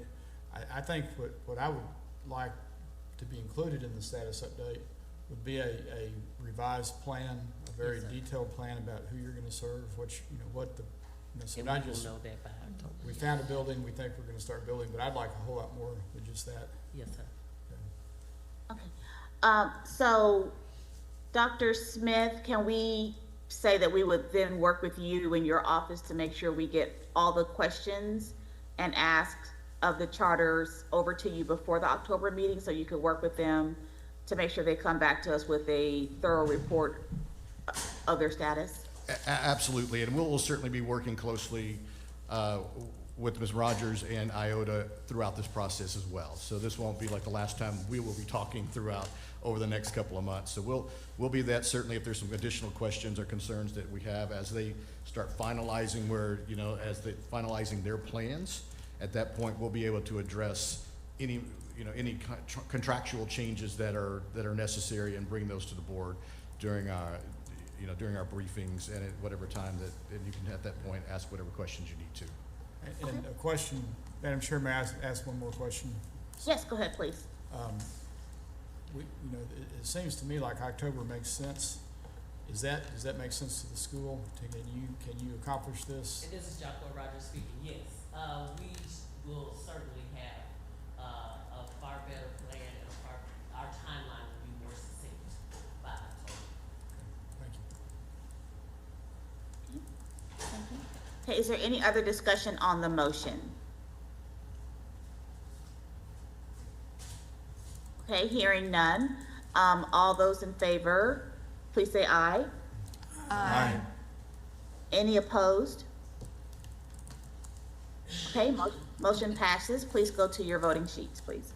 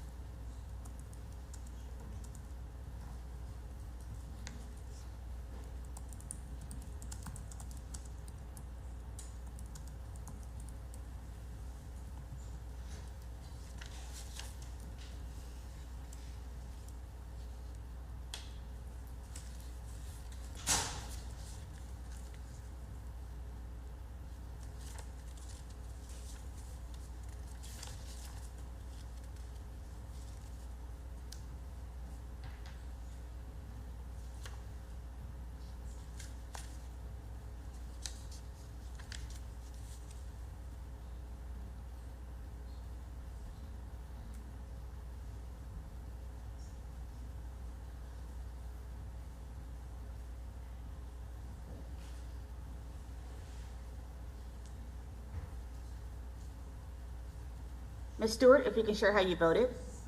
Yes, I vote for the charter amendment request to defer opening to the 2026-2027 school year contingent upon a full charter briefing and progress update in October. Okay, Dr. Bacon. I vote to approve the amended timeline for IOTA to open schools in Little Rock and look forward to the detailed October status report. Okay, Dr. Moore. I vote to approve the Iowa Community Schools Amendment requested for opening to the 26-27 school year contingent upon their representatives reporting back in October on their progress and status as it relates to students and families served, location, partnerships, organizational structure, and other relevant indicators as determined by the charter office. Okay, and Mr. Baldwin. Yes, I voted in favor of the one-year extension requested, subject to an update and strategic reconsideration report being presented to the charter panel in October of 2025. Okay, and Ms. Newton. I voted for the motion contingent on clarification of issues raised today and potential issues that may arise. Okay, thank you. Thank you. Okay, to our next action agenda item. So open enrollment public charter school amendment request to the first school opening to 26-27 school year for Pinecrest, Fayetteville. Dr. Darrell Smith, will you please come forward and give us a little bit more detail on the amendment request? Absolute. Darrell Smith, the Department of Education. The next 7 items on your action agenda all come from the same organization, so we're going to kind of talk about them all at one time, I think, and that way we won't have to have 7 different presentations there because it all relates to the same organization. From between Pinecrest and Somerset, Todd German, Chairman of the Board, is in attendance today and will be ready to answer your questions and present and explain their request for an extension for 1 year of their opening. Again, their original contract date for Somerset was August of 2025. For Pinecrest, it was also for August of 2025, and they're asking for a 1-year extension for both of those schools. Although there are 6 campuses related to Somerset, and certainly Mr. German can explain the rationale behind the 6 different campuses, as well as the Pinecrest thing at this time. Okay. Thank you for that, and thank you for the clarification. So before we get started, it's our understanding that there will be one representative that will speak on behalf of Pinecrest and Somerset. Dr. Smith? Yes, Mr. German is in attendance here in the room. He also has several members of his staff online. Okay, very good. So all those giving testimony today on behalf of Pinecrest and Somerset, and that is in person and online, please stand and raise your right hand. Okay. Do you swear that the testimony or statement you're about to give is the truth, the whole truth, and nothing but the truth? I do. Okay. Can you unmute, please, so I can verbally hear? Sorry. I do. I said I Thank do, you. Beck. I do. All right, thank you. Okay, so Chairman German, you may begin your presentation. Okay. Hello, board members. I'll be very frank. I'm a little embarrassed and frustrated to be here asking for this extension today, but we have made tremendous progress. And I think we provided the PowerPoint for you to hopefully get through some of the questions. It's very important today that we do get this extension, and we already had scheduled to come back in October to give an update, but I need this extension today, not contingent, because we've already bought one property and we have contracts on others, so we can do it. I have the team online in case we need anything. I thought we might just get right into this little PowerPoint. I dislike Zoom and I dislike PowerPoint even more, but I thought up to you, as we get through it, if you have questions as we do it, because I think the PowerPoint answers may preemptively answer a lot of the questions that we have. So my biggest question is, which button? Is it the arrow? Okay. This basically is what we're doing. And again, something clear, and it was useful sitting through these other presentations. We're not changing anything about the charters that were approved. This is just a timeline thing. Because remember, what we bring is scale. These are going to be giant schools, somewhere around 1,700 to 2,000 kids, and we have to be in the right area. And the investment to do that is enormous as we get going. To clarify, we're doing a Somerset right now we're looking in West Little Rock, Somerset in the Bentonville-Rogers area, and Pinecrest, I think, down closer to Fayetteville. but that area is all about the same. Uh-oh. The right arrow? Oh, okay. Wrong way. This is our stuff. You don't really need to see that. This gives to ask what we've been doing all this time. We've looked at a ton of locations, and if anything, I blame myself for overpromising and underestimating the difficulty it was going to be to acquire big sites in these large growth areas. It's always hard. It's been very difficult. We've had buyers change prices on us in the middle of negotiations. We've had land we thought was perfect, except for the $1 million of fill that it needed. The other one that had undisclosed wetland areas. You know, it's pretty much everything you can, anybody's involved with real estate understands it. This is all PowerPoint stuff. This is an important slide. So in Bentonville, to me, one of the very important one is the green one, because that's the Rose Lawn. It's a giant facility that we purchased. I mean, it's purchased now, so we'd really like to get this approved today. But the ones in red are important because they're all the ones that we put a ton of time in negotiating with and working with that didn't work out. So that's where if we haven't been sitting on our hands wondering, we've been working on it. And we're negotiating on the yellow ones, and then the dark orange are kind of in backup. And then here in Little Rock, you're going to see a picture. We're negotiating actively with a large department store that recently closed. And then we do have a backup site in case something falls apart with that. Gives you an idea of the things we have. Let's see. The one on your left is the building we acquired. I think it's 65,000 square feet. It's fabulous, right on the way to Rogers on the main strip. It's going to be a wonderful, wonderful. I've been all through it. It's amazing. It was a call center. It has 1,000 cubicles in it. So we need time to renovate it, make it a school. The Bentonville Rogers one, you can kind of see the little OL. That is a former school. So that one's going to be almost move-in ready. And obviously we have to cut the names off because we're still negotiating. And the Little Rock, we've also had to cut the name off, but that's a big, recently closed department store in a high-growth area of town. And we need to be in the high-growth areas to be able to do this.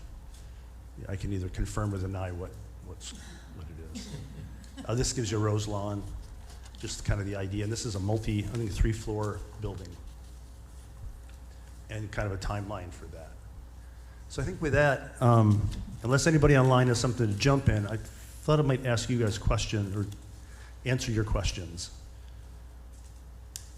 if we haven't answered them already.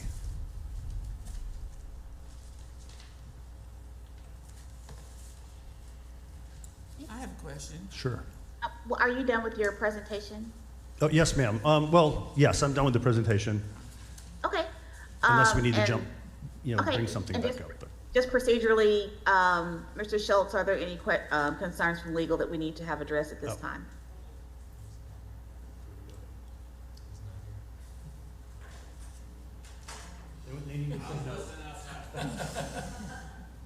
You know the drill by now. I think the previous answer applies. I believe we have any concerns. Thank you. All right, thank you so much. So with that, Ms. Newton, I will start with you. What questions do you have? My question is, the amendment request is contingent on all schools, all sites being available, or is, no, I think on that, there really are three. There's the Pinecrest is one, K-12, and then if you remember in our previous conversations, it's good to see you all again, we have the two Somerset schools have 3 separate charters, and a lot of that, and I explained to the lady earlier, the big reason for that is for grants. When you do that, they'll all be on one campus, but it allows you to apply for multiple grants, and we've done that a lot. So, but this will be, I think technically these are 3 different extensions. Yes.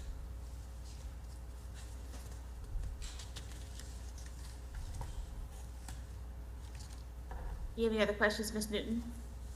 No, I don't have any further questions. Okay, thank you. Ms. Stewart? I guess my main question is, we've got 3 separate amendment requests, right? Yes, ma'am. So for each one of these, they are the locations that you shared in the PowerPoint. Yes, ma'am. And are they at different points? You mentioned the one is already A been little, they are a purchased. little bit, but we're close. Okay. Roselawn, we've purchased, so that one's actively going through architecture review and doing all the rest. The other two, we're at the very end of negotiations. I really wanted to have that signed before I came in, but we didn't until the previous one. Then I was a little nervous, but you know, we're very close. I will not promise you anymore that we're definitely going to do it, but we're looking very good, and we have some backup just in case. Okay, and then finally, there will be an update? Yes, I think we had And that already is talked to already the agreed charter upon, office, yes. just kind of give an update in October, Okay. and we'll have somebody here in person to do that, probably Okay. me. Yeah. Okay, that's all I have. Okay. Great. Dr. Bacon? I don't really think I have any questions. I did just want to make the point. I was seeing here that you reviewed over 25 potential locations. I appreciate your diligence. I can't imagine the time and energy and effort that's gone into And at a certain point, they know you're coming, and Right. it gets hard to. the evaluation process. So I really appreciate the presentation and that you provided that in advance. I don't really have any questions. Cool, thanks. Dr. Moore? I think you've addressed all my questions. I do want to apologize because I believe you were here last time, It's, and I thank you for coming back. well, and, you know, last time, I'll go off script a bit. When the Zoom died, it was a lesson to all, everybody jokes me for always being in person at everything. That's why. Yeah. So, Even if I didn't get to speak, you know, I still thank you was for here. coming back. I will say I saw your airborne patch, so I guess hoo-ah. that's why you're dedicated to make sure you show up in person even. So thank you. I have no questions. Okay, good. And Mr. Baldwin? So really just a comment and a question. It's a brave new world with real estate, especially Northwest Arkansas. It's crazy how hard it is to buy stuff and the value that people want for it. And it's just the fact that the area is growing. So it's a good thing, but I can't even imagine, like Dr. Bacon's comment. how And hard you have to remember the commitment that we and our partners have. This school, we've paid for it. It's not going to generate any money for hopefully next year. Yeah. So it is a big commitment, and it just shows the commitment we have to Arkansas. And we thank you for that commitment. The question would be, and I can't remember the details of your proposal, but I'm just thinking through, I'm a banker, so I'm thinking through the financial commitments you all are making for all of these buildings, the acquisition, the renovation. You talked about architects going in and looking at it. Is all that, talk to us, remind us about how that works. And is I that, think for a lot of these, because of our scale, we've kind of cooked it into the long-term thing. One of our, I believe that the one in Rogers is done by one of our partners, and he's a real estate speculator basically, and he's built many schools. He's been one of he and his team have allowed us to grow the way we do. And like many commercial properties, they do it knowing that this is a long-term commitment. So he eats it up front and does the things, and then we negotiate a market rate lease with him, and then it goes from there, and eventually it catches up. And then a few of them, we may do some on our own, or others are long-term lease. And then we have a little more flexibility of when we start paying the rent and things like that. so you have partners that will acquire and then you're going to lease from We them? have partners with it, and Somerset has enough scale that we can do it on our own as well, if we need to. And often with our long-term leases, we'll scale them for enrollment. Because again, we want forever landlords, and they'll do it. They know our enrollment ramp up as we've did in the application, and usually our rent will ramp up as children do. If you do the acquisition on your own, do you have cash on hand? Yes, we have a fortress Yeah, balance financing. sheet. Okay. Yeah. Okay, thank you. I think we have over 6 months in reserves.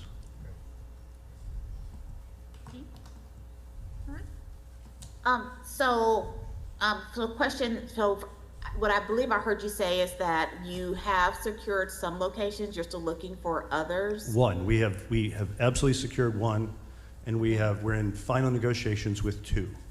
Okay, And then we have 1 or 2 backups as well in case those fall apart. and the location that you secured, It's in Rogers, Arkansas. is ready to go for next school year? It will be. The building's finished. We've got to convert it from a giant call center to a school, but that's doable. Okay, okay. So it will be your desire that we grant permission today to move forward with the amendment without contingency, I think I heard you say? With no contingency. I mean, Okay. I would like to move forward today, and then we'll give you an update in October, but I don't want a contingent on anything. Okay, so, which I believe is what we did for the previous charters, that we allowed them to move forward with their amendment, but just giving us an opportunity to at least have a touch point in October. Okay. Okay, so that's all the questions that I have. And again, and also thank you for coming back to our great state once again. Well, again, my daughter lives in Back to Bentonville, back. so it's easy to come back. Even though I'm not gonna see her today, I'm gonna run to a plane, hoping you say yes. Yes. Okay. Thank you so much for that. We appreciate it. Okay. So with that, I will entertain a motion. And just a reminder to the panel that this is an amendment request that has several schools and votes attached to it. So just for my clarification, before we get started, I guess I should back that up. So for my clarification, as we're doing our motion, do we include in that motion Pinecrest and Somerset, each of the campuses? How should we best word that to make sure that we are appropriately doing the motion and then for the voting sheets? And I probably would need guidance either from legal or from the charter office on that. Charter office seems to be occupied. We were discussing that. I think you have two options. I think you can either essentially articulate in your motion if you think these are sufficiently similar, and really there's no limitations, but if you think it's the best practice, you can say we move to approve or whatever the motion is related to those 6 items, and essentially batch the votes. We can vote them separately, and legally I don't think there's a difference, but I do know that you have your rationale sheet, so that's more of a logistical concern, I think, for the board than a legal concern. Okay. So if you, to perhaps make more succinctly, if you want to vote them all at once, just identify the items that you're voting on in the motion, and I think you're fine. So the motion would still need to state every single one? Mm-hmm. You can just accomplish it in either, essentially you can batch the votes or you can do them individually. I think the real question is if you want to treat them all the same, then batching may be appropriate. If you want to treat them differently, then obviously you would take separate votes. But legally, you're okay if we treat them the same. You're saying that's appropriate. Well, I think that's a decision for you to make, whatever your substantive decision is. But if you wanted to give it credit, obviously, and I'd probably say the obvious, but if you wanted to give different treatment to the different items, you wouldn't batch those votes. Right. It would only work if you're giving them all the exact same treatment. Okay, so if we do that, then it's legal to do one. vote. Yes, sir. And you see this all the time in different bodies in the legislature. And you're voting on all of them at once. It's all about how you word your motion.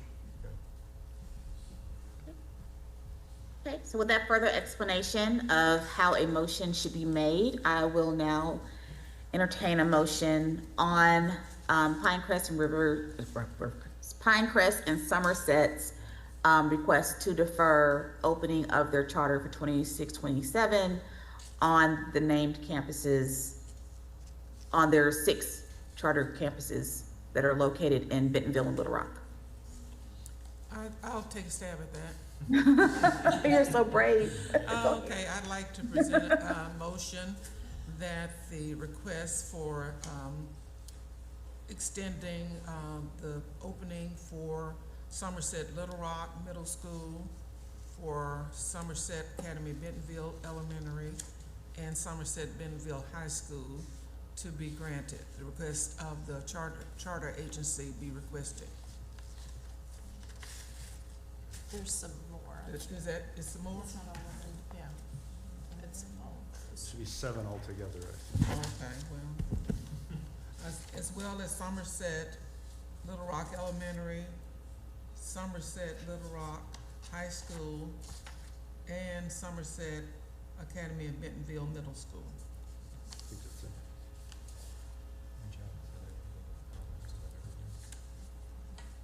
I second that. and then you give me the glorious task of trying to word all that correctly. Okay, so we have a motion by Ms. Newton and a second by Mr. Baldwin that we approve the amendment request by Pinecrest Somerset to defer their opening to 26-27 school year for all 6 charters to be located in Bentonville and Little Rock. Seven.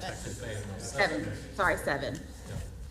So, And yeah, Bentonville. I just want to make sure that we've got the Pinecrest and then the 6 Somerset campuses that are all inside that motion, so that we don't. Yes. We Yes. want to cover all of those campuses with the motion.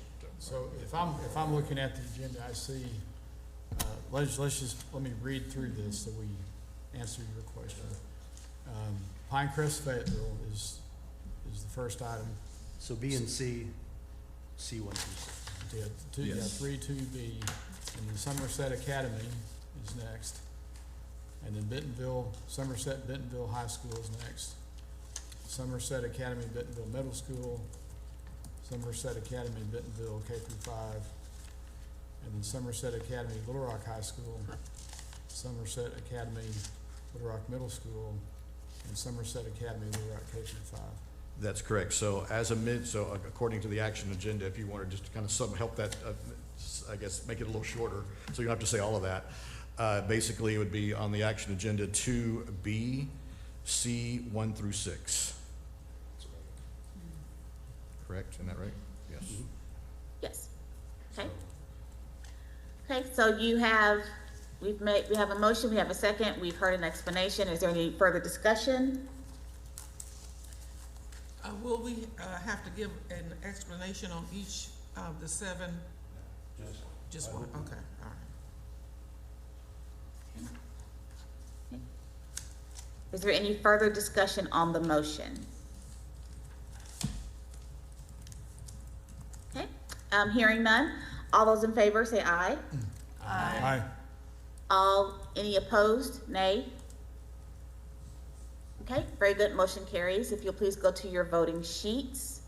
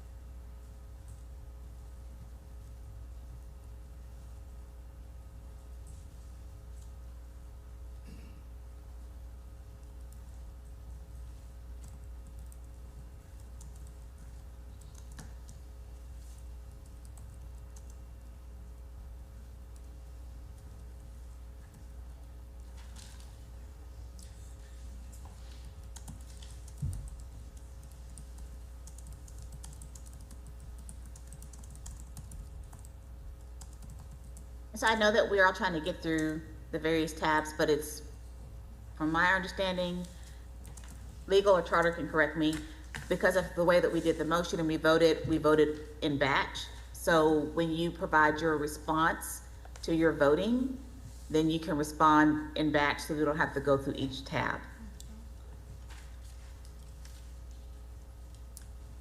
Dr. Wright McMurray, do you need us to copy and paste in each tab, even though we're only going to state it once? Yeah, I probably would do that for the record for the charter office, but for our record, when you respond, you'll just respond off of one tab. Thank you. So I'll give everyone about a minute to finish that up. like your first tab, and then you can do the subsequent tabs as we finish up our meeting.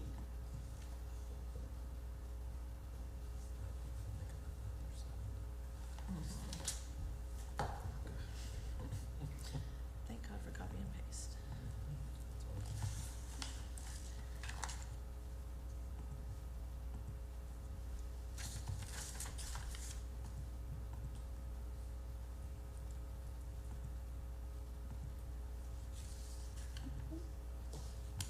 I'll start with Dr. Bacon. I said I vote to approve the amended timeline for the 7 Pinecrest and Somerset schools, as I am confident leadership has been diligent in identifying and procuring appropriate school sites in Fayetteville, Bentonville, and Little Rock. Okay. Dr. Moore. I vote to approve the Pinecrest and Somerset Academy School amendment request to defer the start date for campuses listed on the July 17th, 25 agenda in 32B and 32C 1 through 6. Intentional site selection has been evident. I'm confident in the organization's ability to move forward. Mr. Baldwin. I voted to approve a 1-year extension for all 7 Pinecrest and Somerset school locations or schools to allow time for purchase and development of all properties. Ms. Newton. And my vote is in favor of the request that have been noted to be 1 through 6. Applicant shows actions and follow through measures consistent with plans for extending the opening to 26-27 school year. Okay. Ms. Stewart. I vote to approve the amendment to defer the start date of Pinecrest, Fayetteville 32B1 and Somerset Academy Schools 32C 1 through 6 due to financial stability and site selection of the progress check-in in October. Thank you. And we think we just determined that we'll just put that into our other tabs as we need to. Okay. So. Thank you all. We'll see you in October. Thank you. Thank you. Thank you. I have a request for a 5-minute break. So if we could take a quick 5 minutes and plan to hop back together at 11. We'll make it 7. At 11:10, if we can hop back on and give folks a chance to kind of stretch their leg for a second. We've been going for a bit.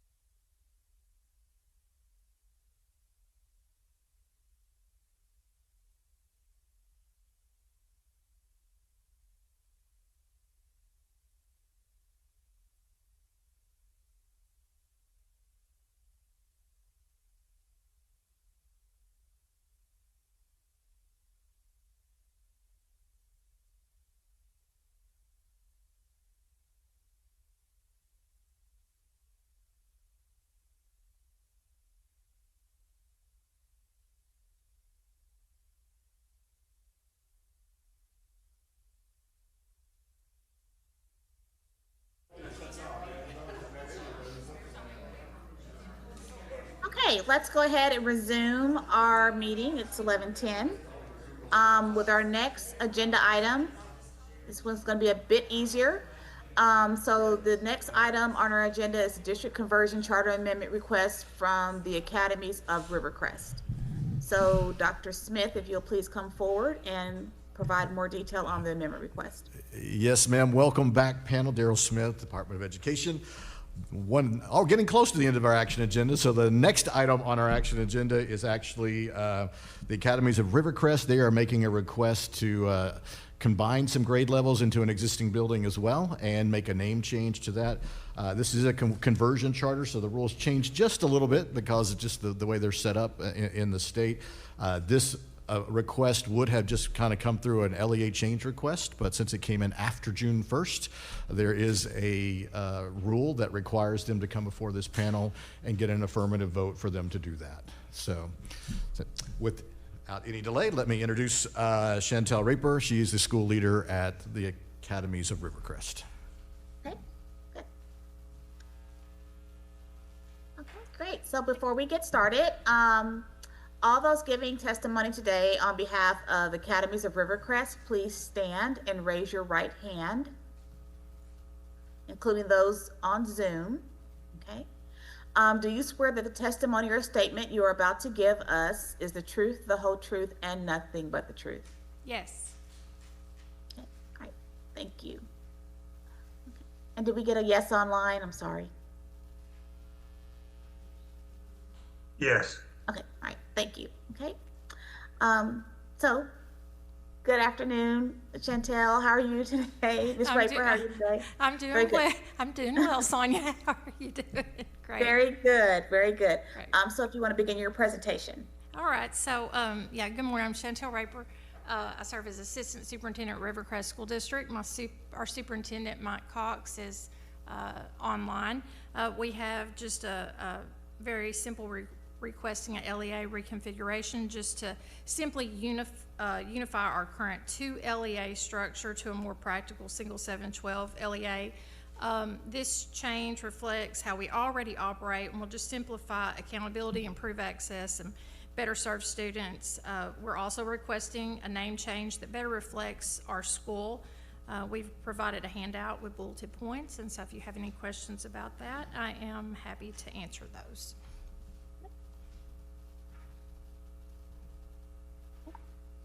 And as we have done with all others, we can get legal to let us know if there are any concerns that we need to be aware of.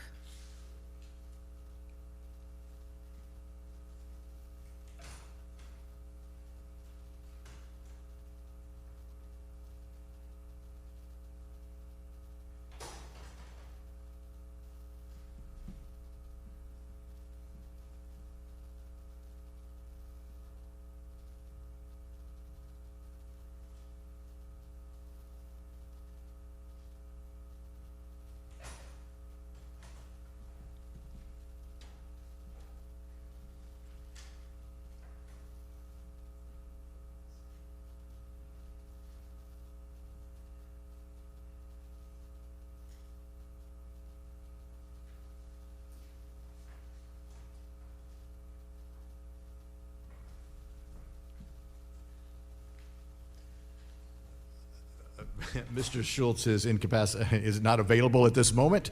I will incapacitate. I guess he's not really incapacitated. He is not available at this moment.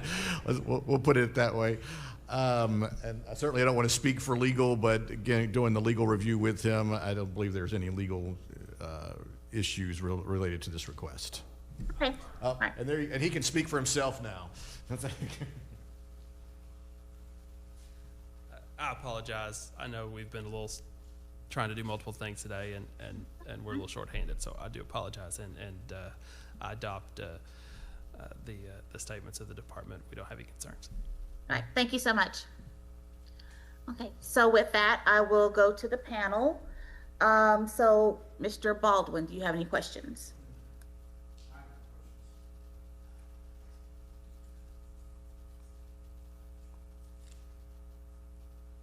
Did you say yes or no? I have no questions. Okay. Ms. Newton? No? Ms. Stewart? Okay. Dr. Bacon?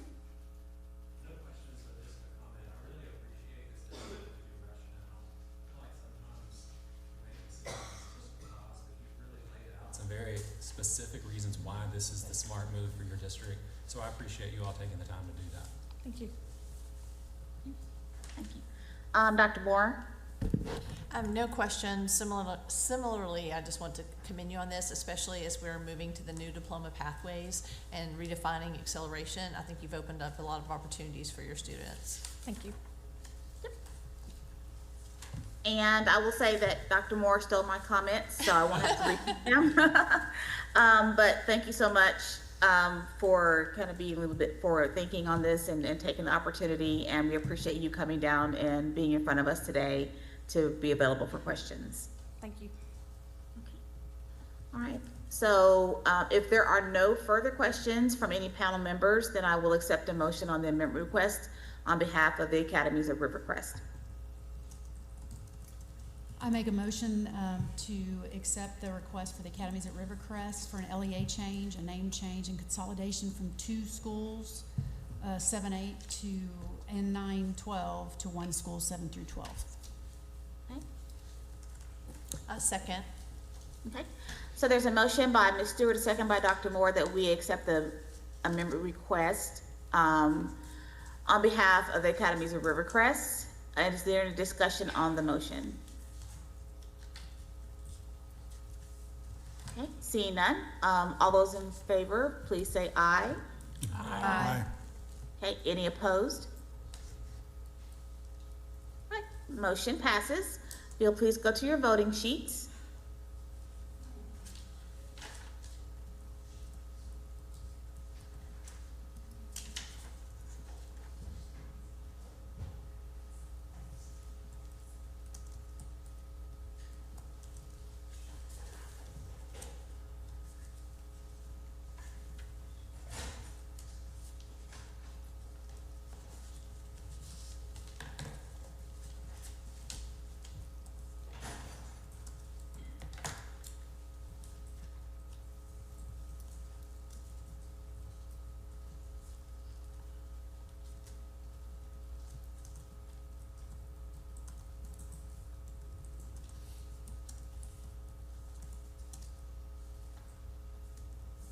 Okay, so if we could please share how we voted. Ms. Newton? I voted in favor of the motion. The LEA change enhances the delivery of services to the impacted students. Okay, thank you. Ms. Stewart? I vote for the amendment request to change from 2 schools to 1, grade 7 through 12 to better serve students and families and increase operational efficiency. Dr. Bacon? I vote to approve the amendment as it reflects thoughtful consideration of changes that are student-focused. Okay. Dr. Moore? I vote to approve the amendment request for Rivercrest School District to reconfigure the district conversion charter to 1 LEA serving grades 7 through 12 to better serve students. Okay. And Mr. Baldwin? I voted to approve the requested LEA change as presented in the charter amendment request form and as described in the Rivercrest rationale letter. Okay, very good. So we have gotten through all of our items on our action agenda. So we're now on to our consent agenda. And Dr. Darrell Smith, I invite you to come forward to discuss the process for placement of items on the consent agenda. Thank you, Madam Chair. Darrell Smith, Department of Education. On July 11th, this panel engaged in a work session that worked through the roles of this board and this panel, as well as some of the authority structures. And one of the things that we discussed was the process for how the agenda was going to be developed and what was going to be on the consent agenda and what would be on an action agenda. And during that process, there was a 7-question process or 7 questions that would be asked of every item that was brought before us to bring to you on the agenda, and the process for whether or not how we would determine if it was going to be a consent agenda based on the answers to those questions.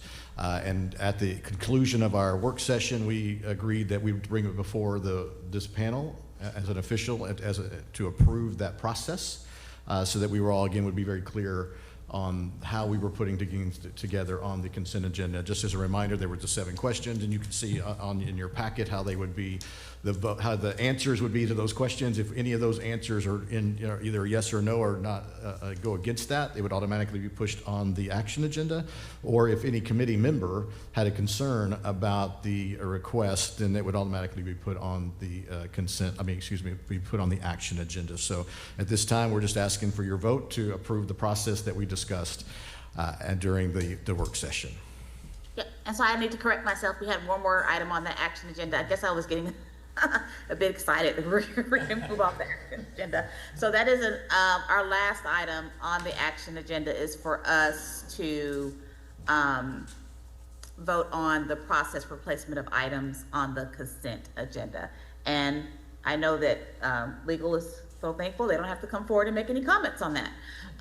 So with that, we have had an explanation. Are there any questions that need to be addressed by any of our panel members? And I'll just quickly go through. Ms. Stewart?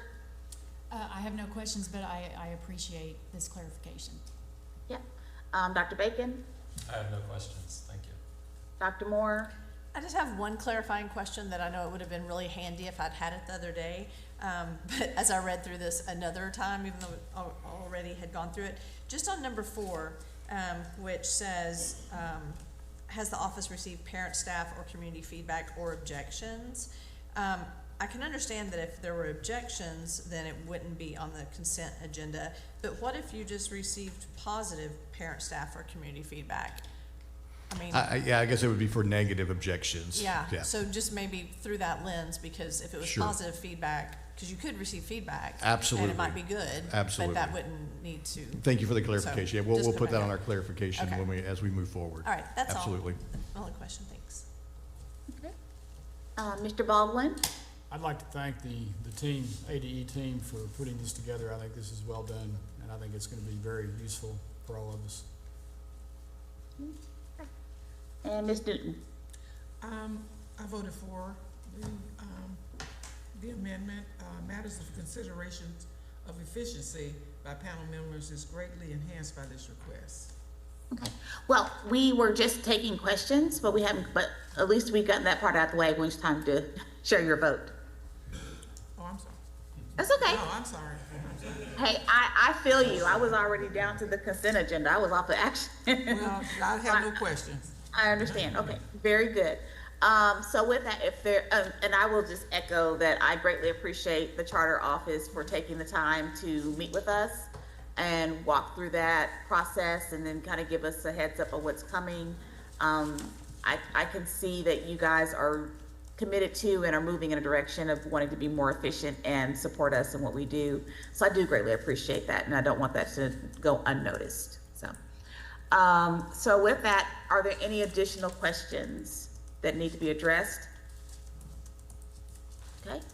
If not, then I will accept a motion on the process for placement of items on the consent agenda. So moved, and since I've already voted, but so moved to accept the recommendation. Okay, very good. I'll second. Okay, so there's a motion by Ms. Newton, a second by Dr. Bacon. Is there any further discussion? Okay, all those in favor say aye. Aye. Okay, any opposed? Okay, motion passes. Please go to your voting sheet.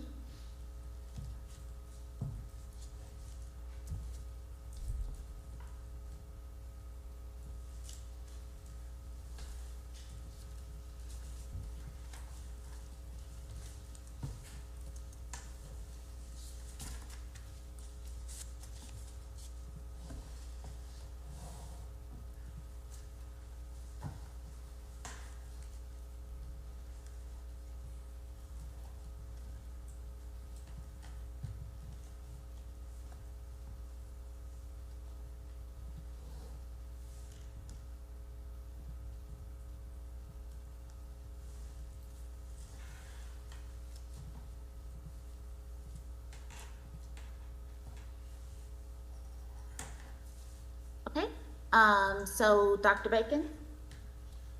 I vote to approve the adoption of this approach and appreciate the charter unit's efforts in clarifying this process. Dr. Moore? I vote to approve the new charter office process for placement of items on a consent agenda and appreciate the efforts for transparency and clarity. Mr. Baldwin? Yes, I voted in favor of the consent agenda template prepared by the ADE team and appreciate their efforts to bring this to us. Okay. I also, Ms. Newton? again, also voted in favor of the matters of consideration, because the matters of consideration allows efficiency by panel members, is our ability to do that is greatly enhanced by this request. Okay, and Ms. Stewart? I vote to approve the process for placement of items on a consent agenda and appreciate the AD's work with the CAP to create this process that will help with transparency. Okay. Okay, very good. So now on to the consent agenda. So hopefully at this point, you've all had an opportunity to look at item 2.1, which is the June 19th, 2025 minutes. Are there any revisions to the minutes, or do I have a motion?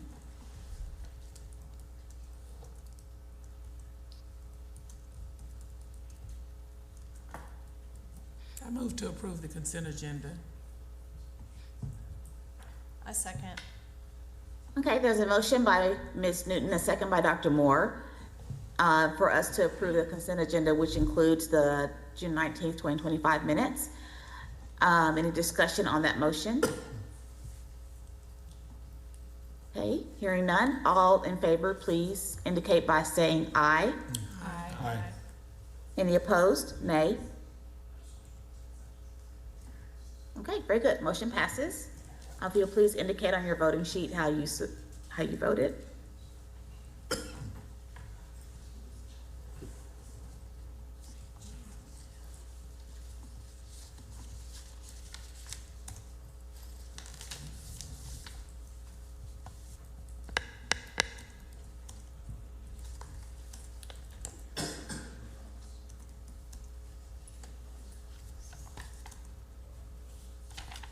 Okay, Ms. Stewart? Yes, I vote to approve the consent agenda, which includes the minutes from the June 19th, 2025 CAP meeting. Okay. Dr. Bacon? I vote to approve the consent agenda. Okay, Dr. Moore? I approve the consent agenda, including the minutes from the June 19th charter authorizing panel meeting. Okay, Mr. Baldwin? Yes, I voted to approve the consent agenda. And Ms. Newton? I voted to approve the consent agenda. Okay, very good. All right. So next we have reports. So we have under reports a preview of the state's charter school portfolio for the 2025-2026 school year, and then also renewals. And the presenter is Mr. Freddie Scott from the Office of School Choice. Good morning, Freddie Scott, Office of School Choice. I first want to say that I want to echo the sentiments of the office, saying how great it is to be able to serve you all in a quality manner. You're doing a phenomenal job, and we are excited about the opportunity to share with you reports and other aspects of our planning as we move forward. I won't stand before you long, because I believe it's only one other item before lunch and taking a bigger break. So I just want to share from some numbers as we look at the landscape of all the charters throughout the state. It's divided up into 5 regions. It's real simple: northwest, northeast, southwest, southeast, and central. So to give you an idea of how the lay of the land is, the landscape is relative to open enrollment charters, district conversion charters, and share also the numbers associated with those that were coming up for renewals. To give you an idea, the first one in the central region, we have 44 active open enrollment schools. Of that, there are 14 districts. So there's 14 districts, and again, 44 active schools. There in that, there are 3 new starts that will come up in 26-27. There are 4 in the northwest region of open enrollments that will come up for renewal. So they're scheduled to come before you at some point later this year. And from open enrollments in the the central region, there's been one closure. Among the district conversions, there's 9 active district conversions with 3 that are coming up for renewal. And in the central region, there have been 2 closures from the district conversions. So that handles the central region. The northwest region, there are 19 active schools coming from 6 districts in the northwest. There are 4 new starts that will come on in 26 and 27. A lot of that is because of the decisions made today. And there are 7 renewals among the open enrollments in the Northwest, and they experienced 1 closure in that region. District conversions, there are 6 active, 6 districts, and 3 closures that have occurred among the district conversions in the Northwest region. Northeast, there's 1 active open enrollment, and that 1 active one will come up for renewal. And then among the 10, there's 10 active district conversions with 6 coming up for renewal. Northeast, there's only one open enrollment charter, and that 1 is coming up for renewal. And among the district conversions, there's actually 10 active among 6 districts, and 6 of those are coming up for renewal this year. In Northeast, there's only 1 open enrollment that covers 5 active schools. And in the Southwest, there's only 1 active open enrollment with 10 active district conversions from 2 different districts. In all, it totals active, there's 62 open enrollment schools. There's 7 open enrollments coming up for renewal, 13 district conversions that will be coming up for renewal. So essentially, we're looking at 20 schools that will be coming before you for renewal. Their contract expires in 26-27. So that gives you an idea of what the lay of the land is. Well, we will provide a more aesthetic report for you so you can have a good look how it lays out region by region and what the expectation will be as we lay out our strategic plan going forward. Be able to provide you the information that you request.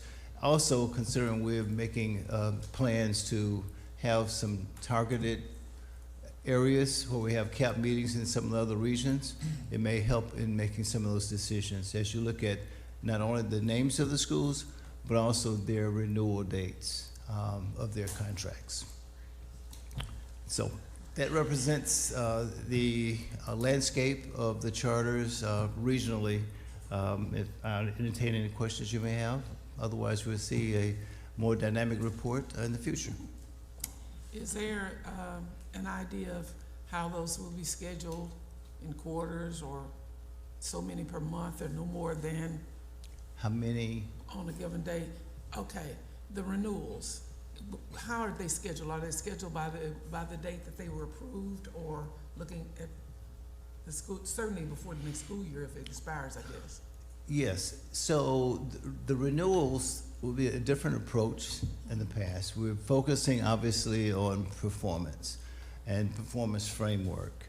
That being said, there's a lot of data that we're capturing, the office is capturing on each of the schools, all of the schools, number one, but in particular those that are coming up for renewal. So we know who those schools are, we're collecting those data. We do our job in providing site visits and to gather more information that needs assessment. And that needs assessment is not just what we see on our side, but gathering intel from the schools, what they see on their side as we look at what to do, what kind of plan to put into place. We will combine that, compile a report for you, and we'll present that information to you well in advance. And there's a timeline associated with that, and we'll be glad to share that time with you as well. So it's a targeted process of gathering data, providing you the information, the assessment, and for you to make an accurate decision. Additionally, is there an idea of how many new charters have applied and what the timeline is for reviewing those applications? Very good question. Yes, we're leveraging a partnership with National Charter Schools Institute and a tool, Epicenter. And in Epicenter, we've recently had 6 schools, 6 entities that have applied for an open enrollment charter, and 1 that have applied for a district conversion charter. As we speak, we're evaluating those applications now. Our next step is to perform a capacity review, have some information back and forth in regards to those applicants so they could ultimately submit a final application. After review of that application, we'll be able to be in a position to ultimately schedule a meeting, a hearing before you for those new applicants. Okay, good question. Any others? I think one of the things Ms. Newton was asking earlier, so with 20, would that be like 2, 3, 4 days of hearings, or how is that? I think that's sort of where she was going. That's what I was What's the schedule look like for 20 renewals? We're gonna have one marathon session. We have a lock-in, the old school lock-in. We're just gonna have 24 hours of renewals. No, our goal is basically, as Mr. Scott has explained the process, is that as we finish the site visit and we begin to, and we get that final report done, at that point we will then come to you. So our goal is to probably 3 or 4 a month, kind of starting from October, November, to kind of get us all the way through maybe March. That way we're not trying to do 21 at a time. The process will be much different than it was before, where they're not gonna have to come in here and do this big major presentation for you during renewal. Some may, depending on the performance and where they're at in the process, and just as far as some of those things and some questions that we may have about how they can improve, and some may not. Some of them, if those that are high performing, we'll kind of say, hey, we're looking good. We'll present that to you, and you can just say, yep, we're good. Let's roll. So we will save some time on not having to listen to 21 full-blown 30-minute presentations, and leave our presentations to those that are maybe that have some additional questions or some concerns that you feel like you'd like to have answered prior to renewing them for another X number of years. Same type of thing with the application timeline that you'd addressed. And so basically we're renewing it right now. We're going to go through kind of an internal review with them. We hope to have our first meeting with them here in the next couple of weeks and have our final recommendation ready for you all by the 1st of August, or right there the first part of the week of August. So you'll have that next month to kind of review, and we'll have a chance to talk through those applications in our one-on-one briefings, and then that'll get you ready for their September hearings. Okay. Yeah, you bet.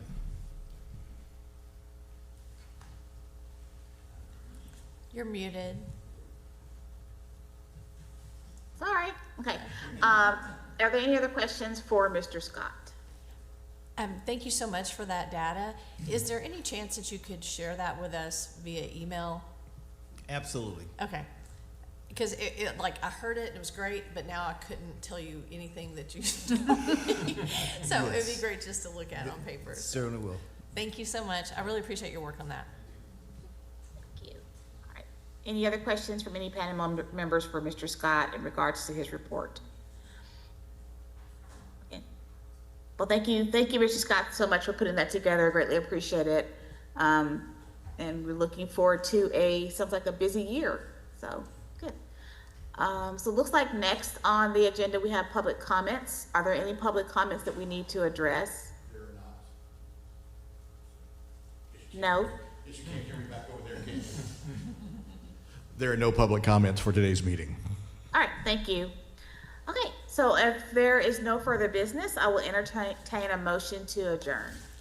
Dr. Wright McMurray, if I could take privilege and say thank you to the Charter Office. We've said it about different things and different pieces of what y'all have done. Thank you so much for this organization, and praise God for the Zoom working and just all the things.